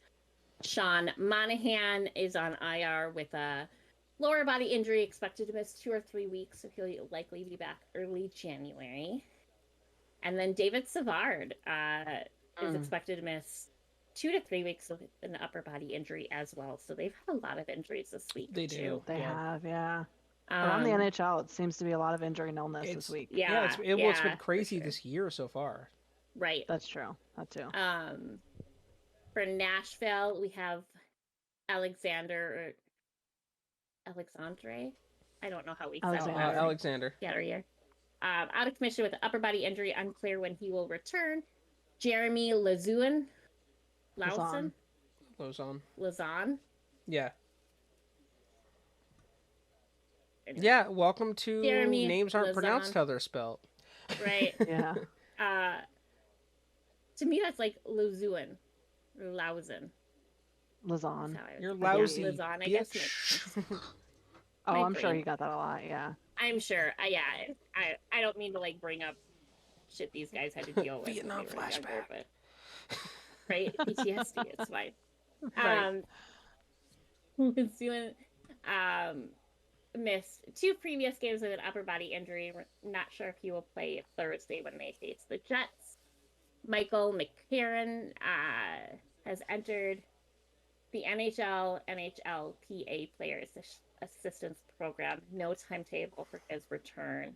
Yeah, so he's as of Sunday. He's got something going on. Yeah, he's going through something. And I think we talked about him before too. There was another player that just recently. Yeah, I think there was someone else at the beginning of the year that went through it. Yeah. Jacob Vrana is. Oh yeah, it was Jacob Vrana. Yeah, that's right. As to my knowledge, he is still in it. So we want to give respect to those families too, whatever they're dealing with, whatever those players are dealing with. Take your time and dealing with it. Get, either your mind, body, family, whatever, right to the way that you need to. And sending our love out to them. Absolutely. Whatever's going on, that's probably really tough on them. Absolutely. Right. And then Ryan McDonough, I think we did touch on last week too, but he is on IR with an upper body issue. It's projected to miss 2 to 4 weeks, so early January for him as well. Oof, rough. For New Jersey, we have Nathan Bastian out of commission with an upper body injury, not expected back until end of December. But he's the only relatively new one, and I think that even then it was an updated status for him. I don't think the only one I have on my end is goaltender Mackenzie Blackwood as of today with his knee injury was reassigned to AHL team Utica on a conditioning assignment. So that's really positive news for New Jersey to be getting their goaltender back. I mean, for him to be playing, that's amazing. Yeah, well, and at least designated for conditioning assignment in the AHL. That's very positive that within the next couple weeks we're going to see Mackenzie Blackwood back with the Devils. Right. Yeah, absolutely. And for the Islanders, who I believe last week had no injuries, they now have 3. So, Anthony Beauvillier, yeah. Okay, sweet. I got one right today, guys. He missed 2 games in a row with a shoulder injury. Not sure if he will play Friday against the Coyotes. Honestly, dude, probably sit that game out. Probably not. Yeah, you're not going to be missing much. They need you. You ain't missing. Kyle Palmieri is also out with an upper body injury still. But I think what's updated is that he might be able to return as early as late December. Yeah, he definitely didn't play tonight against the Bruins. Or as of time recording, he definitely didn't play tonight. So no, well, and this was updated Sunday. So but I know we've talked about him before. Well, maybe he was healthy again. I think we talked about him last week briefly. Okay. So then I was wrong. New York did have somebody here. Anyway. And then Adam Pelch. Mm-hmm. Adam Pelch is the last one from the Islanders out. He missed 3 games in a row with an upper body injury. May or may not be back Friday against the Coyotes. Again, it's the Coyotes. You probably sit that one out and not cry at all. The Rangers have no injuries. No, nothing. Good for you. You avoided whatever trauma everybody else is living through. Yeah. Right? You missed the tummy bug. That being said, as I scroll down to look at Ottawa, I see a big name on this list. Yeah. So Matthew Joseph, not expected back until late December. I love these French names. I gotta be honest with you. D loves French guys. 2 weeks of action with that lower body injury. Tyler Mott was forced from the last contest with an upper body injury. That to me says he didn't want to go, but they told him to sit the fuck down and go out. Yeah. So on my end, I see Tyler. That he's slated for more tests today, as of time of recording, for his upper body injury. So, right. That would be why they forced him out of the lineup. Right. But I also don't know if that means that then he was injured in the last game. It's very possible. But yeah, that's an interesting wording choice by CBC. I haven't seen them use the word forced before. He was forced. He was forced. The mascot dragged his ass off the ice. Right, literally in the middle of the game. Screaming. Goes, oh, no. Yeah. He hit you over the head with a brick. Go home. Dug your ass out. just Wile E. Coyote style. Right? Yeah. I dropped a fucking anvil on you. Like. Dropped an anvil on him, forced him off the ice. Josh Norris, we have talked about, and then Tim Stutzla. Stutzla. This one's German. Yeah, he's German, so it's Tim Stutzla. So you have to say it real angry. Stutzla. Yeah, you have to yell it. Yeah, like that, exactly like Stutzla. That. Nailed it. So we have Tim Stutzla. No. That's the take. That's the one. That's it right there. That was the perfect shot there. We got it. Amazing. In love. I always love you, but I love you a little bit more right now. Yeah, I'm here for that. I just expect you now to take that soundbite and like listen to that only to fall asleep. Stutzla. I no longer need to listen to Zach's stream. I'll just listen to that repeatedly. I'm just gonna send that to D as I'm recording and be like, by the way, I thought you'd appreciate. Here you go. Danger just going. Just make her an 8-hour version of it. Yeah. Over and over and over again. Tim Stutzla left the previous game with an upper body injury. I'm not sure if he will play Wednesday against Montreal. So fucking big for them. He is easily their top scorer. Like losing Stutzla is such a big deal for them. Like strudel. I bet you Stutzla loves strudel. I hope Stutzla loves strudel though. You know what, Stutzla, you come on the show and you settle this debate for us. Tim Stutzla, Ottawa, I'm gonna bring him a strudel. Because if you say no, just for the fuck of it, I love strudel, so we can't be friends. Strudel's fucking amazing. Strudel's fucking the best, dude. Great. Especially like a good rhubarb or apple rhubarb. A raspberry strudel. Yeah, raspberry fucking strudel. Man, now I want strudel. Garfield. By the way, I have a cat. For those that aren't, we've been drinking and not eating, so like we should change that. Maybe right? Or don't. A little bit. Either one. This is Garfield's first time on the podcast. Hey, Garfield. I'm gonna be like Clara in here, and then she cried until the orange cat. He's a good boy. He's an old boy. And I think we talked about Artem Zub last time. If we didn't, I just misremembering, but he did get that. I believe it was a puck to the face fracture. I think so. It was like a fractured cheek or something. Expected to be on IR now for 3 to 4 weeks, so early next year, which is just weird to think about that we're already. We're like 3 weeks away from January. I know, which is super crazy. Lay down. Pick a spot. Going on to Philadelphia, we have Wade Allison, who is expected back late December. He's been on IR with a lower body injury. We have Cam Atkinson, also back late December with an upper body injury. And then we have Tony D'Angelo missed the previous game due to a personal matter. Not sure if he will lace up Thursday against the Devils. Tanner Lazinski is on IR with a lower body injury. Also, no timetable for his return. And then Zach McEwen was absent from the last game with an unknown injury, probably syphilis. And that's going to be my sure assumption every time. Every time there's an illness, it's probably syphilis, guys. Yes. There's a syphilis epidemic. I think there is, though. There might be. I'm now just starting a rumor that anybody with an illness, Grandma, has syphilis. Grandma's like, I don't want to know that. She just wanted Don't to keep make that sure to we talk yourself. about Tanev. Oh, Oh, yeah. the Tanev, yeah, that show's nuts. Yeah. But like, if you have syphilis, be careful. You have syphilis. Fuck, it's a Big wild for world you. out I'm there. so sorry. Yeah. Not trying to draw light. I mean, honestly, if I was a hockey player that had syphilis, I'd be out for a few games too. I'd get that shit under control. For sure, 100%. 100% just get Kind that of shit something to taken go care through. of. Who gave us a fucking podcast? Like, Listen, who allowed y'all us to know talk that- about this shit on the internet? Podcast.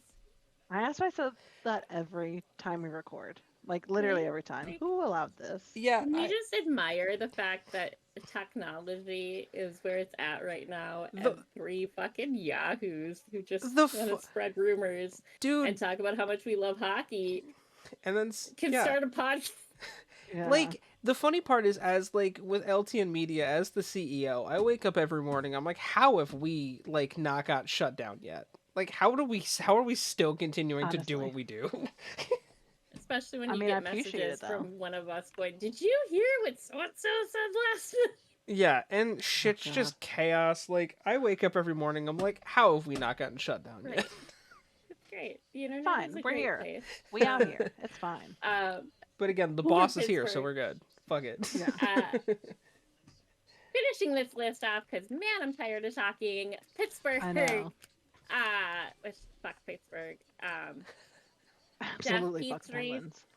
is on long-term IR with an upper body injury. Not sure when he will return. For San Jose, we have Alexander Barbanoff. Was held out of the last game with a lower body injury. It's not sure if he will suit up Saturday against the Kings. That's a nice long break for San Jose, though. Maybe win a game. Well, I mean, shit, they can't afford to pay anyone, so... Right? Yeah. Mario Ferrero is on IR with an unknown injury, not expected back until the end of December. Matt Naito? Naito.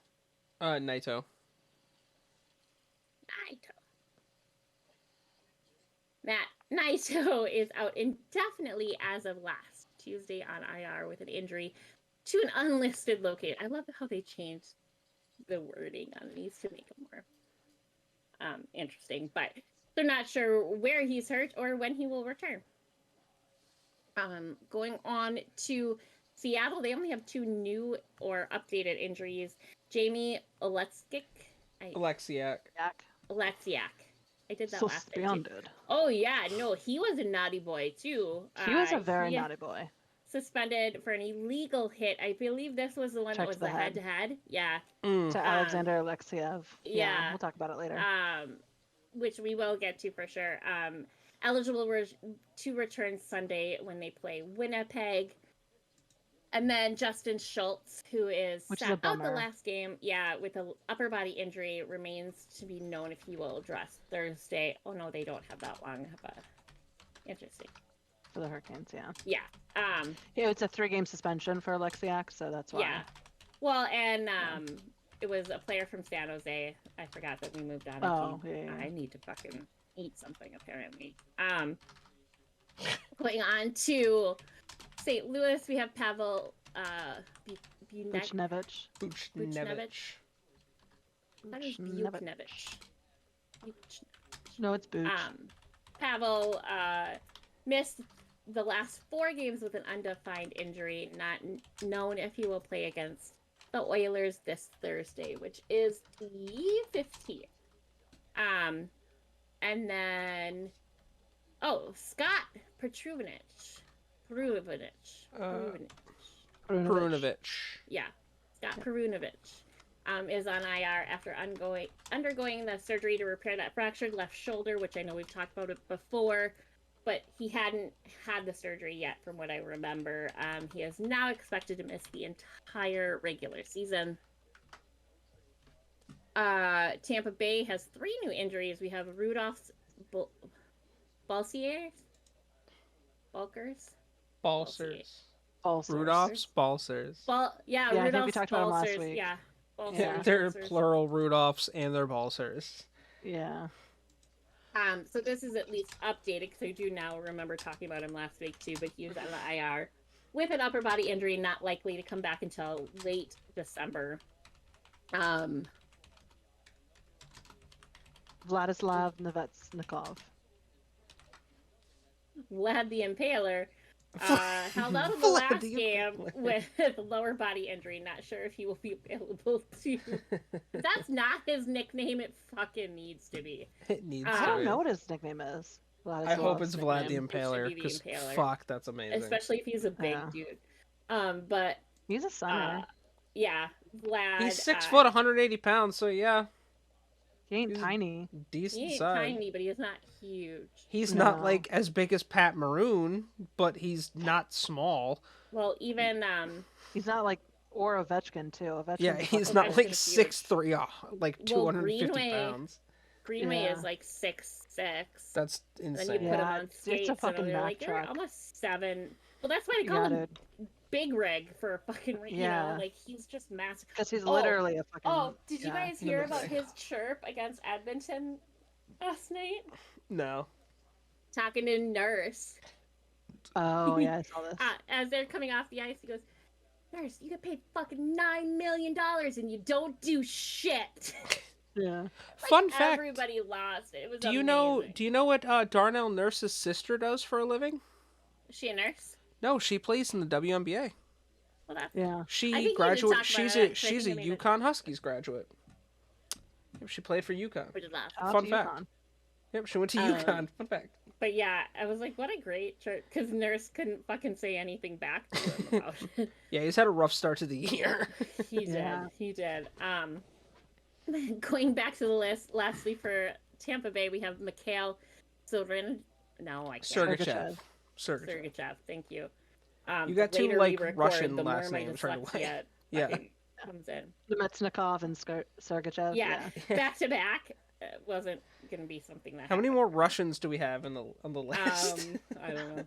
More. There are more. But left the previous game to an undefined injury. Not sure if he will play against Columbus Thursday. For Toronto, we have Kali Yarncroc. Kali Yarncroc. That's a name I haven't heard. Okay. Yarncroc landed on IR with a groin injury, expected to miss at least 2 weeks of action.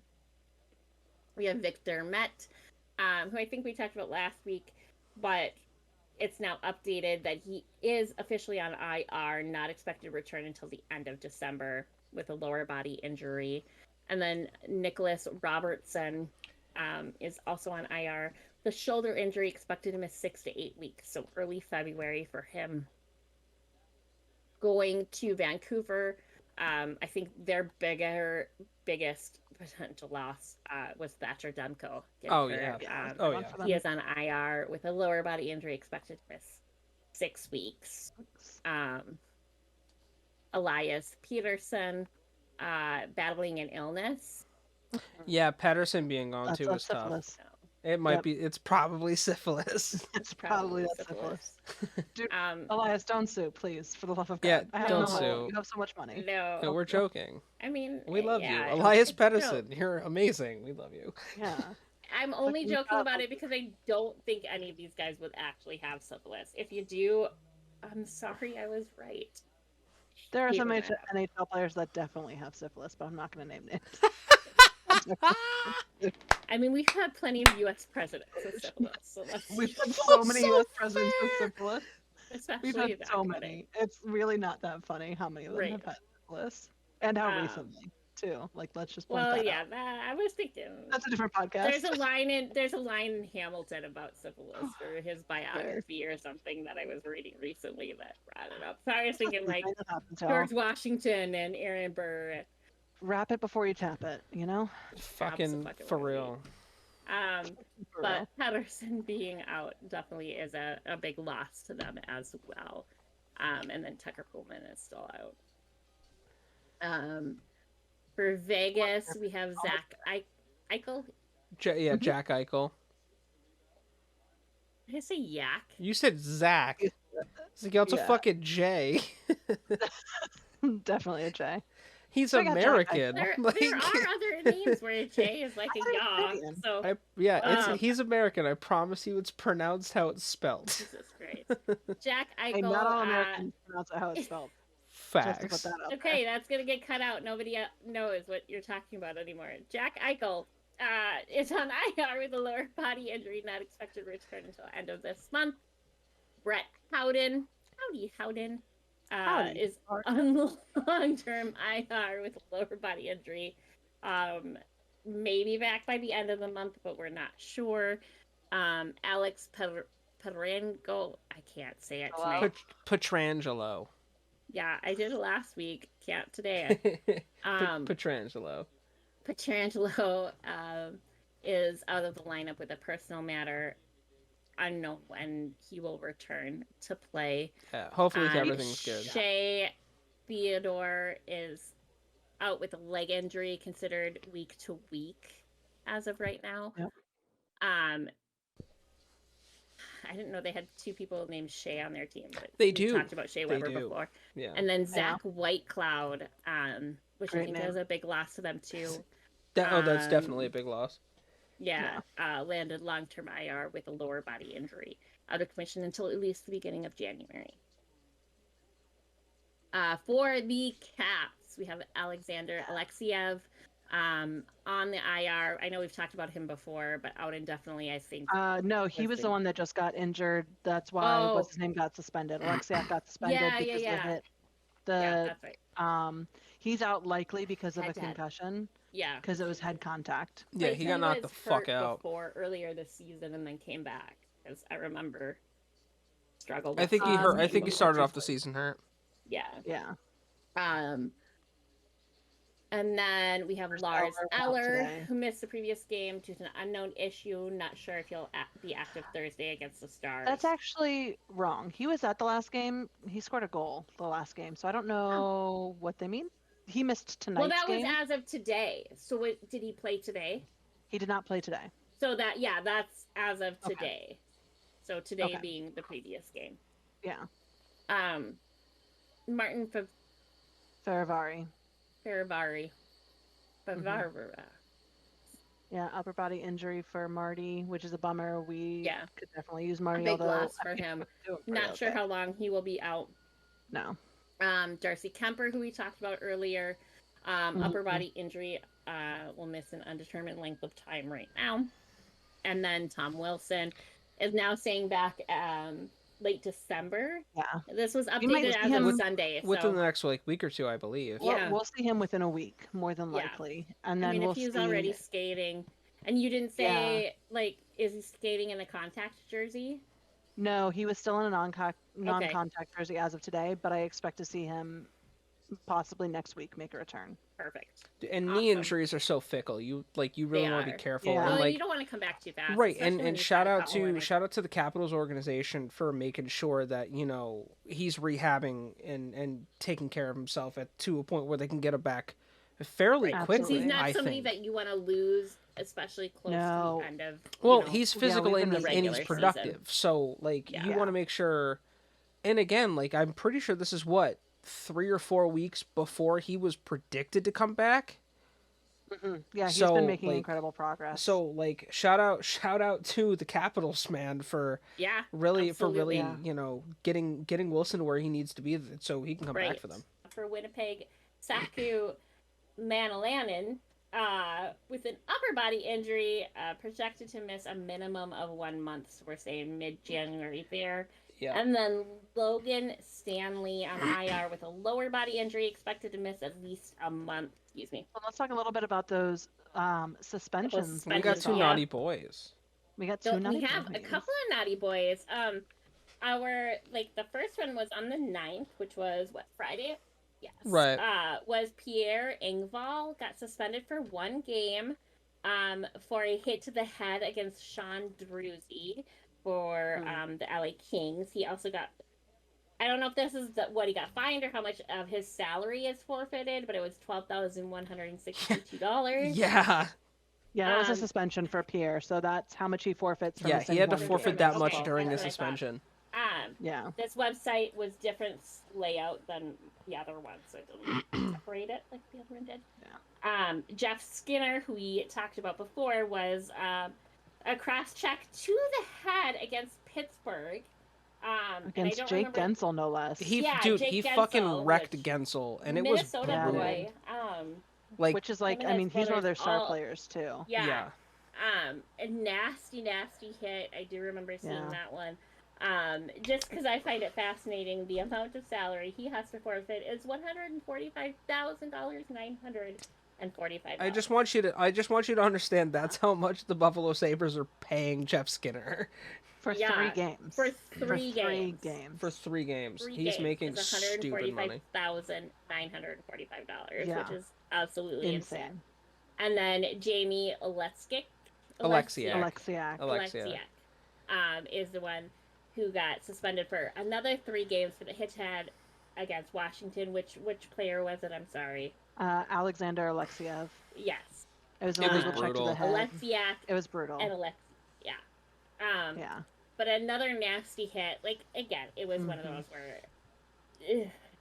didn't need. He earned that 3 games for sure. Yeah, for sure. Yeah, that was it was uncalled for sure. I was there at the game when that happened too, and all of us instantly were like, "What the fuck?" And they showed the play on the big screen, and everyone was like, "Really, what the fuck?" But the refs called it, and then it took forever for them to assess the match penalty because they do have to review it, especially when they're going to do a match penalty. Right.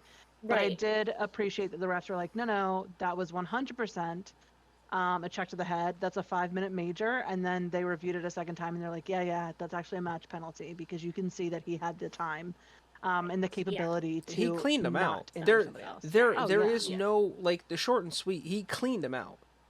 Yeah. Yeah. Like, Alexiev had no time to react. It was brutal. Like, well, and also absolutely. that Alexiev had just scored his first career NHL point too, so he was all like super excited about like, you know what I mean? Yeah. That's a big milestone for anyone in their career. Everyone remembers their first point. And so then in that game to be taken out that way, especially by a head hit when you're so young. Yeah, it was brutal. It was fucking brutal. It was brutal. Yeah. But for Alexiak, his amount of salary forfeited, for anybody that's interested, is $74,594. That's a good chunk of change too. Like Jamie Alexiak is making some good money too. But I think Jeff Skinner is so far the most expensive. Well, Matthew Tkachuk got suspended for 2 games, and that was 102. So if it had been 3, Tkachuk might have been the most expensive. But in terms of number of dollars, Well, and I mean, his 3-game suspension is the highest ranking. If you think when Skinner signed with the Sabres, he signed an 8-year, $72 million contract. So, like, I think he's making about $9 million this year. So that's a good chunk of. I mean, Jeff Skinner's like good. A live-in nanny, or like. But that's still. I just like lay around your house naked and play video games. I'll do that. I'll do that. Yeah.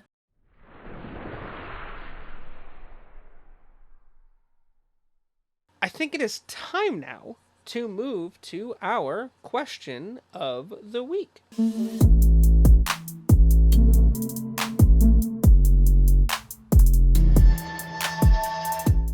Our question of the week this week is, with Buffalo Sabres forward Tage Thompson being 17 and I believe now 16 points away from his career high last season, only 28 games in, Do you think he's becoming Buffalo's most important player?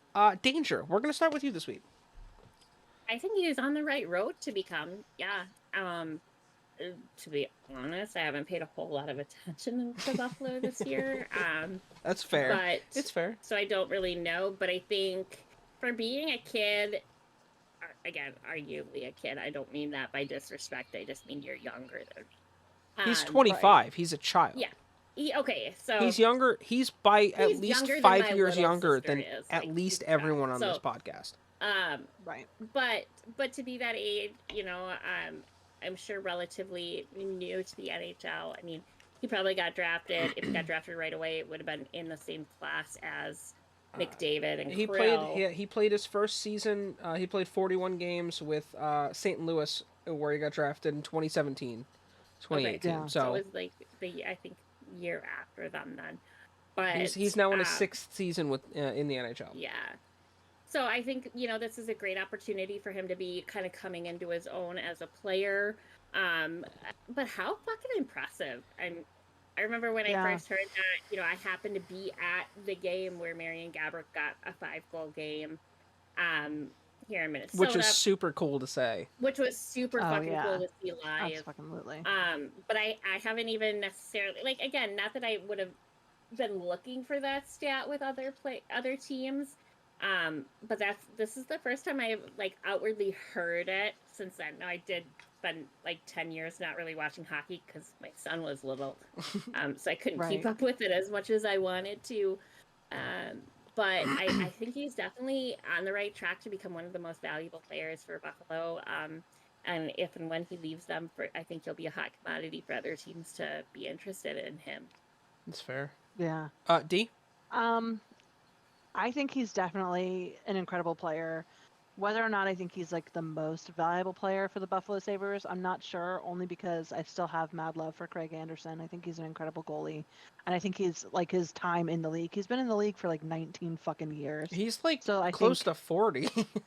Yeah. He's 41. So I think his leadership is super important, and I don't think that we should overlook the leadership, and I'm not really sure what Tage is doing leadership-wise, and I'd like to see more from him.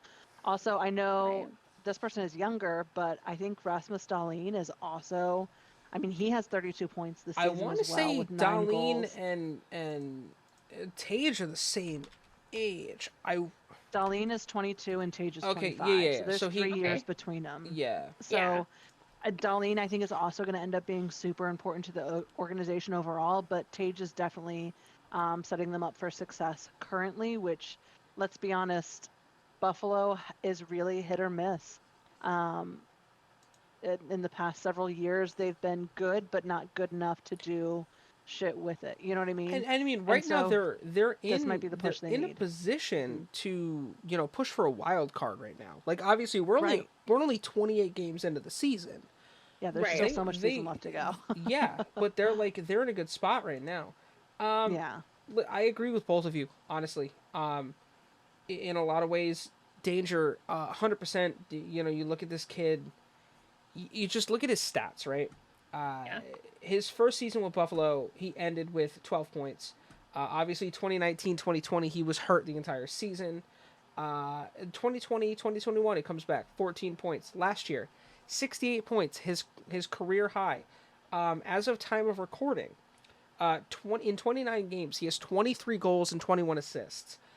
44 points in 29 games. He's on pace to obliterate his best season.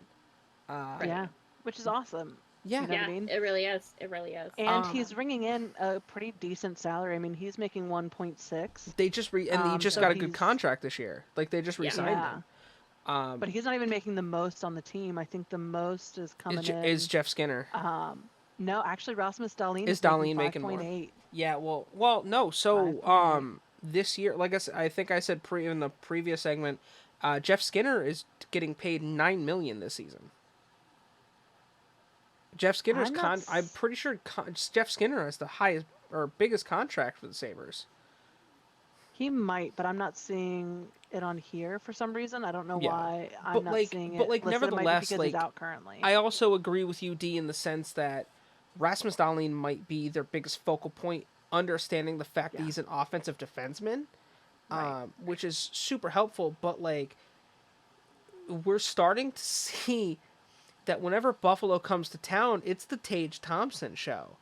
You know, I preach this kid's I preach this kid's praises his first season in St. Louis. I was like, there's something special about this kid, and I think they're just waiting. We're all just kind of waiting to see where it goes. And he was a bit of a slow burner, a lot like Jack Hughes, in the same way of like, Jack Hughes. It took him a little bit to get going, and obviously what we're seeing now is these phenomenal stats. And like, you think about the kid's a center. He's 6'6", 220 pounds. Yeah, dude. Like, not only is he a big body on the ice, he's a monster when it comes to ability. So, I guess my question is, I think the Sabres are headed for a much bigger rebuild. They have a lot of good talent. Again, we're just not seeing the output from that talent, aside from people like Darlene and Tage, honestly. And so I'm wondering if they're going to end up keeping him, or if we're going to see his talent traded elsewhere where he's going to be able to do more with it. Well, he's doing an incredible amount where he is, but I'm curious to see what else he can really do. Again, having healthy goalies, having healthy defenders, like, there's been a lot there for Buffalo this season. Right. I agree with you in that, but I don't feel like we're necessarily in a much bigger rebuild situation. I think what we're seeing now is we're seeing the core that Buffalo's going to build around. I mean, 12, 14, and 2 isn't great, but for the past few years for the Sabres, 12, 14, and 2 is such a massive improvement. They're not in the bottom 10 in the league anymore. That's huge. And like, I agree wholeheartedly. D is if there's a chance that maybe come up to the trade deadline, they're like, hey, maybe we can move Tage, we can get some pieces to maybe really build forward. I can see that being a possibility. But personally, I'd hate to see them do it, though. Personally, I'd hate it. I don't think it happens. I don't think it happens. I think it because does happen. The kid's I think a monster. It does happen, but it's a very stupid thing. It's one of those things where they're going to take their shot to get someone like, Johnny Gaudreau or someone. You know what I mean? Like, if they see a shot for someone who brings the experience and the leadership. I don't see Columbus parting with Gaudreau after what they're paying him. No, I'm just saying, like, a big name like him, someone who not only brings points to the boards, but brings leadership in the locker room. Yeah, I think if someone like a Gaudreau comes on the market again and Buffalo's interested, we might see them trade Tage, even though I think that would be a mistake. We might see them do that for someone who's able to lead the team more, because he is leading on the scoreboard, but as we talked about earlier, I'm not really sure if he's leading in the locker room. Again, he is so young that that's not where young players are always focused. And so I hope that he is, and I hope that he has aspirations to get that C on his chest, or at least an A. But I don't know. I don't know too much about him personally, because he kind of popped up on the radar very quickly out of nowhere this last out week. Of nowhere. But I'm excited I would say, to Danger, see... anything you want to add to that? Yeah, no, I'm just excited to see what comes next from him. Hopefully it's not a one-hit wonder scenario for him. Right. But, yeah, I mean, it's just great fucking job, though, from this kid. Yeah. And I think, Honestly, the fans and his team were just as excited, I think, as he was watching it happen, so... And and as obviously you guys see me rocking the Buffalo Sabres hat, I'm gonna pay attention to this kid, and really I'm really, again, like Danger said, I'm interested to see how much more this kid can surprise us. Dropping 5 this past week on Columbus, 5 goals. That's pretty crazy. Friggin' spectacular. And well, he won that game like, what, 9-2 or 9-4? He only played 14 minutes. Yeah. Which is nuts. 5 goals in 14 minutes. He had 6 points. Honestly, he had 5 goals and an assist in that game. Yeah.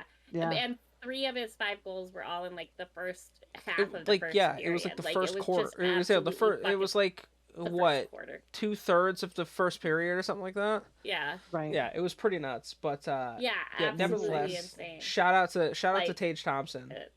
I don't know what you did fucking differently that day, but do it again. And just keep doing it. Congratulations, yeah. Yeah, unless it's drugs. Don't do drugs. Don't do drugs unless they're free.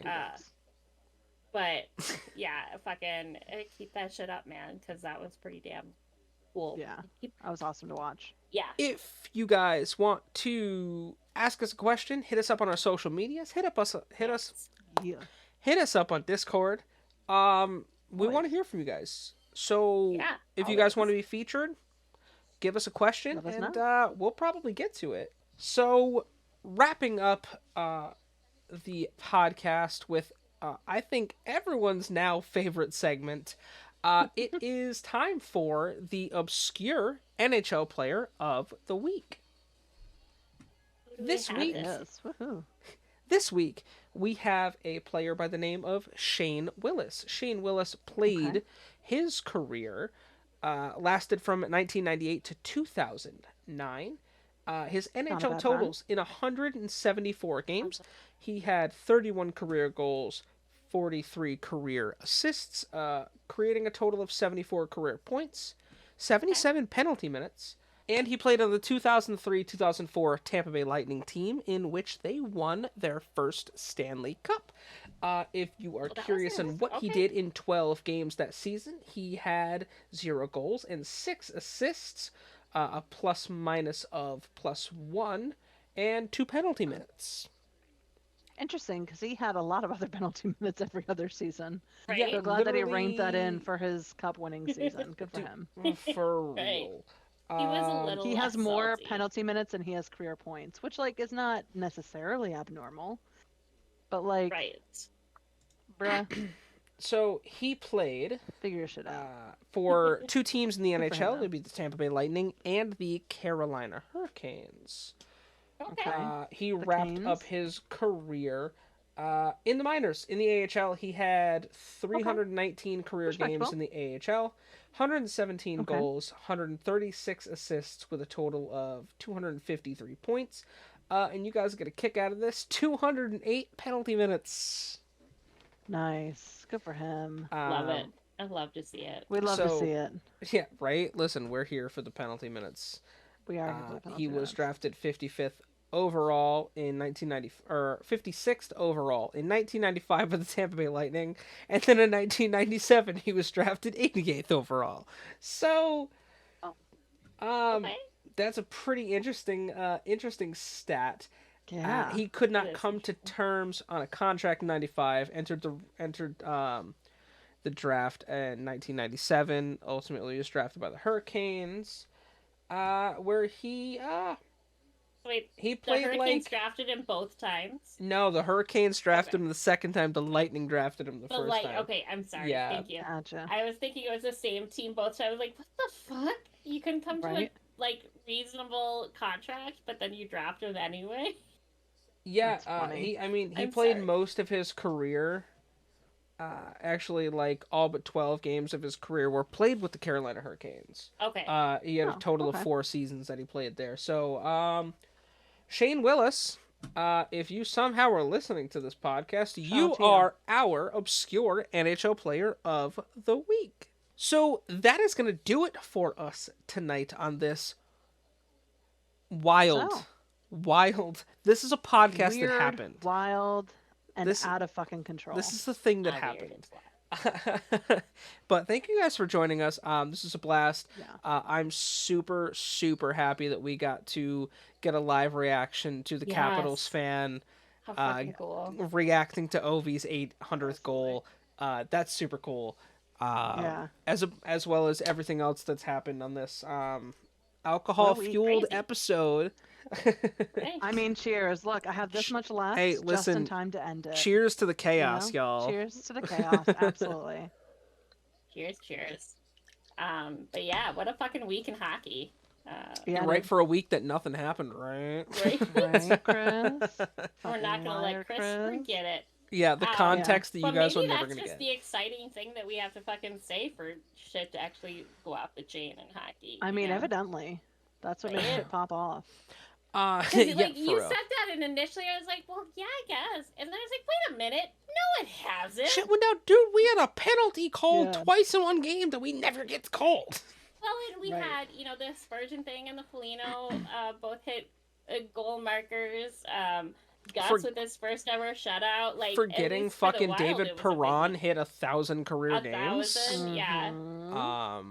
Obviously everything that Tage Thompson has done, and I wasn't joking at the beginning. This was kind of a Tage Thompson heavy episode, but it needed to be. The kid's on fire right now. He is. Yeah. And isn't Perron now the third or fourth player to hit 1,000 this year?